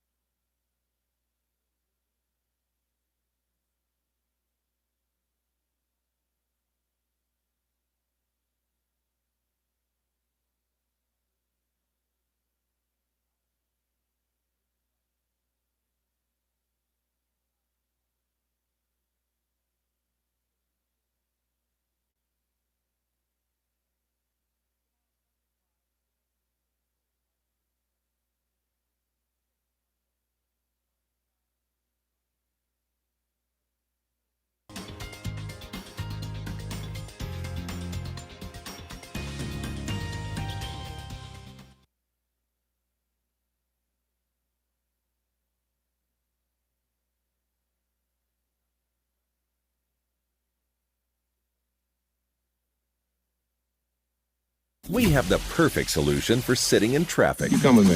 The Sports Bash with Mike Gill on 97.3 ESPN and the 97.3 ESPN free mobile app. All right, live at the Fanatics Sportsbook. Hey, don't forget, we're at Ocean Casino Resort. They got Bush and Soul Asylum playing here on Saturday night. PG. You're going. I will be here. That is the plan. I will be at the show. Soul Asylum. Remember the song from Clerks? Yep. That's like 90? 94. 94. Yeah, which is about when Soul Asylum came out. I love the fact that all these like 90s alt-rock bands are making a coming comeback through. Yeah, well, I mean, this well, year. they're going to be like Kiss and yeah. Well, I was Rod thinking about Stewart that. Like when I was soon. growing up, you'd see all like the bands from like the 70s and 80s kind of touring around. And now all the bands from like the 90s are starting like to hit. They're all like, getting old. I saw, earlier this year, I saw Our Lady Peace, which is one of my favorites. Saw Collective Soul and Live. Now, I wasn't the biggest Live fan, but I've seen them play. They played in Atlantic City a lot over the years. But it was good to see them like back live after not seeing them for a long time. But Bush, I've never seen Bush play. I wasn't the biggest Bush guy either. But Soul Asylum, I'm more interested in seeing Soul Asylum than I am Bush. But I'll stick around and watch the Bush show. You'll stick around. Well, Soul Asylum's the opener. I could theoretically. Gavin Rossdale, 60 years old. Is he 60? Sir. Wow. That's the crazy part. Like the guy from Collective Soul. Like if you remember what he looks like from the 90s, man, he has had some fun, that dude. He had some fun. And the guy from Live, Ed Kowalczyk, he looks like he got a little older. How old's Ed Kowalczyk now? From Live. Ed Kowalczyk is 54. Okay, he's more in like I didn't realize Gavin Rossdale looks good for 60. Better than Ed Kowalczyk did when I saw him the other night. Well, they do a thing. Is it good genes or good docs? Yeah. Well, the guy from Collective Soul, he aged. I don't know what his name is. I can't think of it right now. But all right, what else we got in the text board? Sorry, to pull the song up here. Yeah, what am I listening to here? Well, I got the instrumental version, but of what? Can't even tell. This song is not ringing a bell. I've never heard this. It's a song from Clerks. Oh. From Soul Asylum? Yes. Huh. That's not the one that I was picturing. I only know Runaway Train. That's the only. No, you know some other ones. All right, let's go back to the text board. This didn't go as well as I thought it would. 609-403-0973. John and Buda chimed I was thinking of Misery. Oh, I was thinking of Frustrated Incorporated. Oh, I know that song. Yeah. Yeah. Now, Black gold and a white line. Won't you fill up the tank? Let's. You know that one? Yeah. Can't even tell us the song when they're playing hockey on the roof. Gotcha. All right. Too much commemorating by us old people. John and Buna chimes in. Says, Travis Kelce's been washed up for more than a year. Too much Taylor on his mind, says John and Buna. He's not the same player, That's but true, listen, right? they were talking about them last year. They were fading, and they ended up going to the Super Bowl. That's true. You know that's one of the crazier stats in sports, that Patrick Mahomes has never not made the conference championship game. Wow. It's insane. And this will be the first year it's ever happened for him. It's truly unbelievable. You think about it. Jeff at Summers Point chimes in. This tonight's game is big one for the coaches. Last 2 weeks, for me, players and coaches not being prepared for a 5-man front against the Cowboys and the Bears. It's like bad defending against a tight end, but I still think they win, says Jeff at Summers Point, 34-24. Harbaugh's, 7-2 on Monday Night Football. Among head coaches with 10 or more Monday Night Football appearances, the only one with a better winning percentage is John Madden, and Mike Tomlin is 21-3 on Monday Night Football. So this is a good spot for Harbaugh. They generally win in this spot here, but the coaching aspect of this game is Jesse Minter, the defensive coordinator, who is many regard. I know Casey Joyner has been on our show a lot and talks about him as being a head coaching candidate. up against Kevin Petullo. Who do you like better in that matchup? I would have to Jesse imagine Minter. Jesse Right. Minter, yeah. Minter, I remember a couple of years ago, I think was up for the Eagles defensive coordinator job. They ended up with John Gannon. That's true. Was Gannon it Gannon probably or will get Desai? fired, yeah. No, it was Desai because Gannon they won it all along. Right. Gannon came with him immediately From Indianapolis. Right. But when Gannon left, I think the next year Minter was one of the guys they were. Right, it was Minter or interviewing. Desai. They went with Desai because Desai was the Fangio disciple. Yes, exactly. Now, for the Eagles, he also mentioned the fundamental aspect of it, right? I mean, are you expecting this team to stop with these penalties. And the false starts pre-snap? Well, this we were talking about with McMullen earlier, or maybe it was McGarry, when I gave him all the numbers of the anomalies. 41% of 3-and-outs. Is that an anomaly? 14 weeks into the season? I don't think so. I think this is what they are. 8. They only have 8 turnovers all season long, 4 in the last 2 weeks. Yeah. But same with all those penalties. The amount of penalties have crippled this team. That's all coupled in with the 3-and-outs. But it's all lumped together. Yeah, absolutely. And a lot of the players are like, well, if we clean up the penalties, we'll hit on some things. And they're not wrong. But it's not wrong, but it's week 14. That's where it's like the turnovers. They probably win the Dallas game without the turnovers. Now you say, well, they had the turnovers. I agree. But as bad as we're ripping them and talking, they don't fumble that punt. Did they lose that Dallas game? Maybe not. If they don't. If Saquon doesn't fumble the ball twice, they lose that game. Exactly. Like but that's my point is, some of the things that caused them to lose games, even in them not looking good, they would still win those games generally without the turnovers. And I think the Chicago game, Jalen fumbles that tush push. And that was a huge the interception that Hurts throws. Yeah, absolutely. The tush push fumble was a big one. That was also very unforeseen. Like nobody would have predicted that was going to happen. Right. So all of these turnovers, the 4 turnovers in the last 2 weeks that we're talking about, if they've only turned the ball time over 8 times all year, 4 in the last 2 weeks. Let's cut them down in half and just say it was 1 instead of 2 in both those games. They might have won both those games, even though not impressively. What do you make of them 4 in the last 2 weeks? Is there a correlation there of them changing their style of play? Or? No, because the one was a tush push, which, when was the last time he fumbled one on the Giant game, actually? The Giant game. Yeah. The interception that he throws on the sideline. That's something that you never see him really do, throw into coverage like that. Wait, make an unnecessary, dangerous throw. The fumbled punt, that guy got cut, by the way. Yeah, Xavier Gibson is gone. Yep. Yeah. Britton Covey's going to return punts tonight. Can't wait to see that on the episode of, whatchamacallit, Yeah. Hard Knocks. How'd that conversation go? And then the Barkley fumble. Yep. Although that's not – I don't want to say the Barkley fumble is uncharacteristic because he fumbled last year in – he's not a great receiver out of the backfield. No, he's not. He has moments. He's not consistent. No, he fumbled the ball in the Falcon Falcons game last year. Yeah. Well, he dropped the ball in the Falcons game. He dropped the ball. That was a big drop. Cole from LBI chimes in about Jalen Hurts earlier. He said, Jalen Hurts was paid because of his legs and his ability to tush push. He's good at managing the game, but he would not be getting the money that he is if he was paid for his passing abilities, says Cole and LBI. I'm not going to argue with that, but this is the weird part. I was thinking about this when we brought this up earlier about, hey, Hurts and wanting to preserve him. What's the point of you get a guy who's a weapon in one capacity, but then you have to preserve that weapon? Doesn't it diminish the weapon? Yes, very much so. So what are the long-term, prognostications of having these weapons? Like you're seeing Lamar Jackson. Well, he doesn't want to run as much anymore because he constantly keeps getting hurt. Right.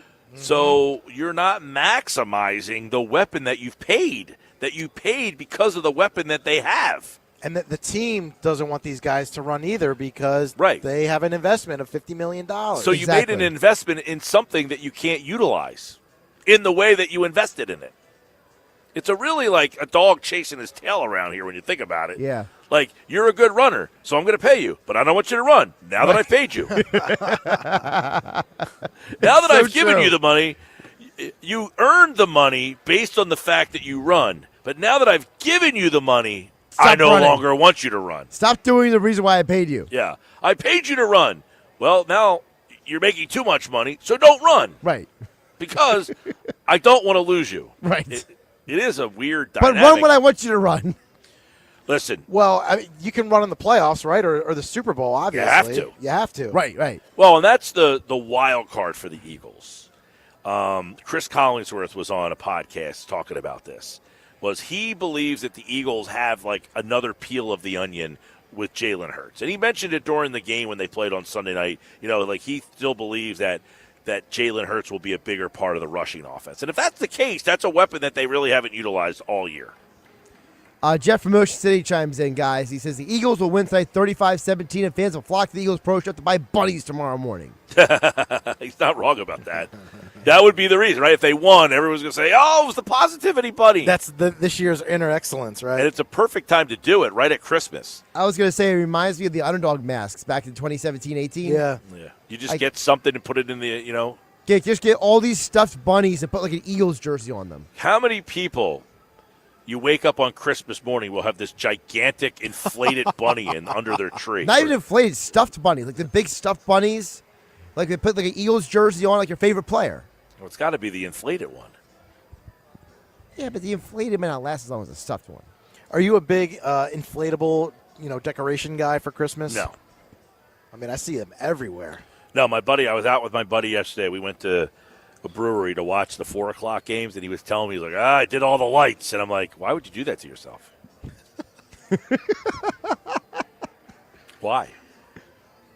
Torture. They love the pain. I live down a side street that nobody drives down. Right, so you don't think he should get in the holiday spirit and we have a tree. It's up. But decorate his house, maybe. I know a lot of people, they decorate for themselves, not for other people to see it. So that's probably the reasoning. Yeah. Yeah, I'm out. Personally, to answer your question, yeah, I guess not. You got the people that have like you drive down the street in the middle of the day, and the people have like the air compressors like in the things flat on the front yard. Right. I got to go turn the compressor back on. Yep. Jeez. By the way, personally leave their name, but they said their favorite Soul Asylum song, Mike, is Somebody to Shove. Great song. Now, by the way, Runaway Train is the one that most people will know, right? Mm-hmm. Somebody to Shove, as that gentleman said there. Misery is another one. Black Gold. And I would say Frustrated Incorporated would be one that many people know. I wish the person left their name. I wonder if anybody else is going to that show or even knew that show was active. That's a good question. Bush, probably, if you're a Bush fan, who's obviously more mainstream than Soul Asylum. But Soul Asylum had that banger of an album, man. They were in there with that whole Pearl Jam, Candlebox, in that little era there where they were like on that next level down. Candlebox was very underrated. Is Candlebox touring?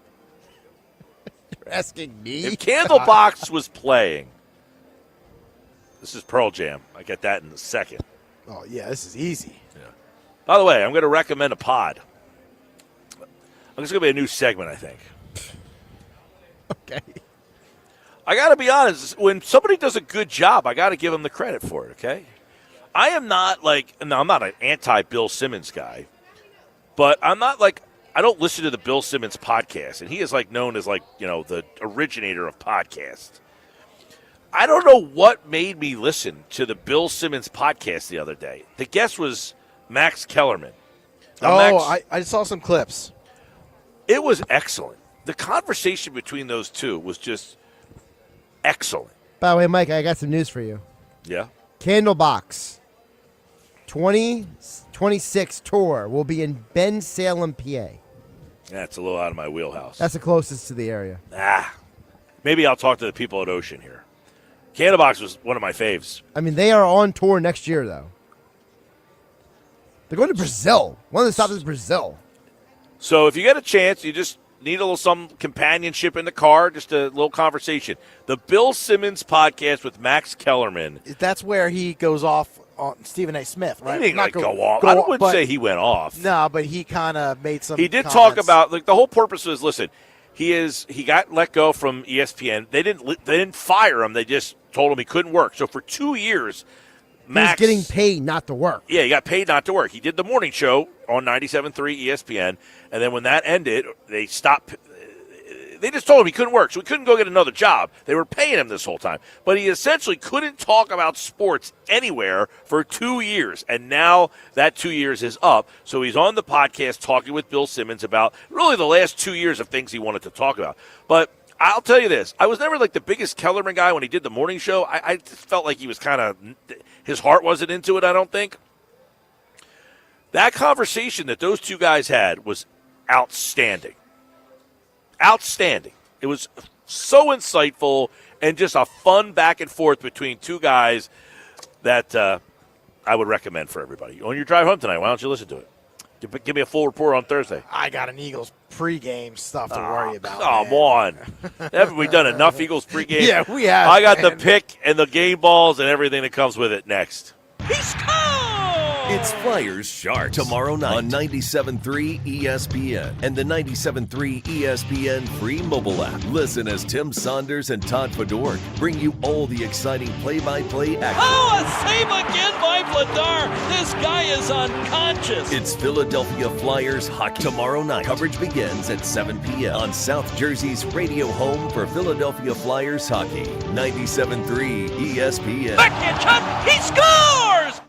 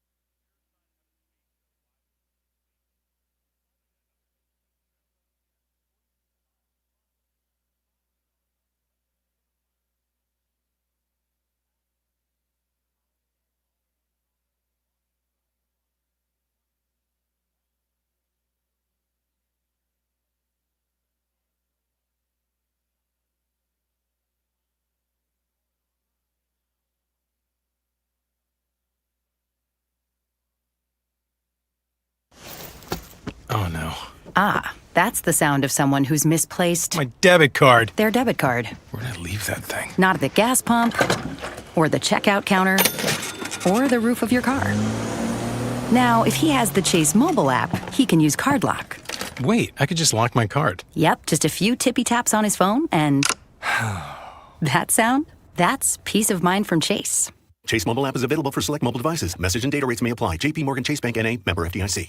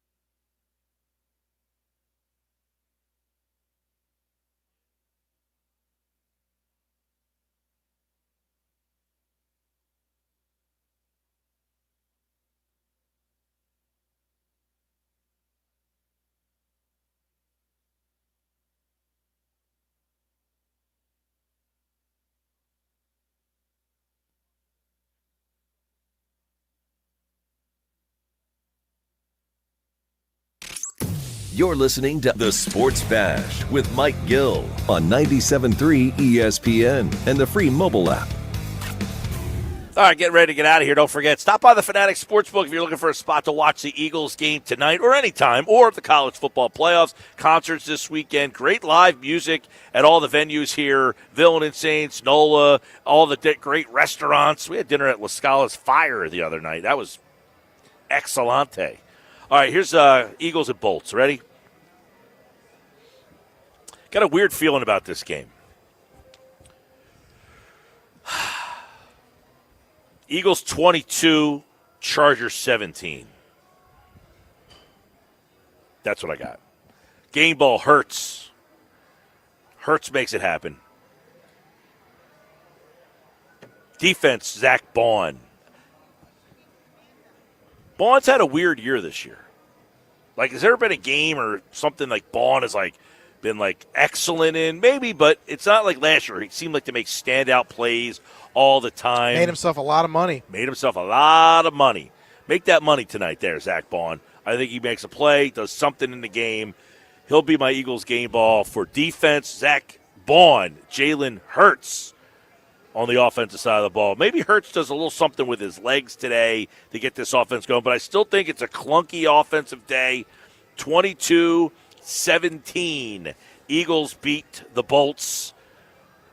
They get to 9-4. We'll be talking about it all day tomorrow right here on the Sports Pass Live on 97.3 ESPN. That's our show tonight. We had fun today. Did you have a good time? I have a great time every Monday at this Ocean. Ocean's a great spot. I want to thank all the Ocean people, as always. I got to go pick up the pizza now. And we just got the Eagles tonight. Did you decide what you're going to have for the game tonight? I think I'm going to go cheesesteak. Cheesesteak, all right. Yeah. You have a spot for that?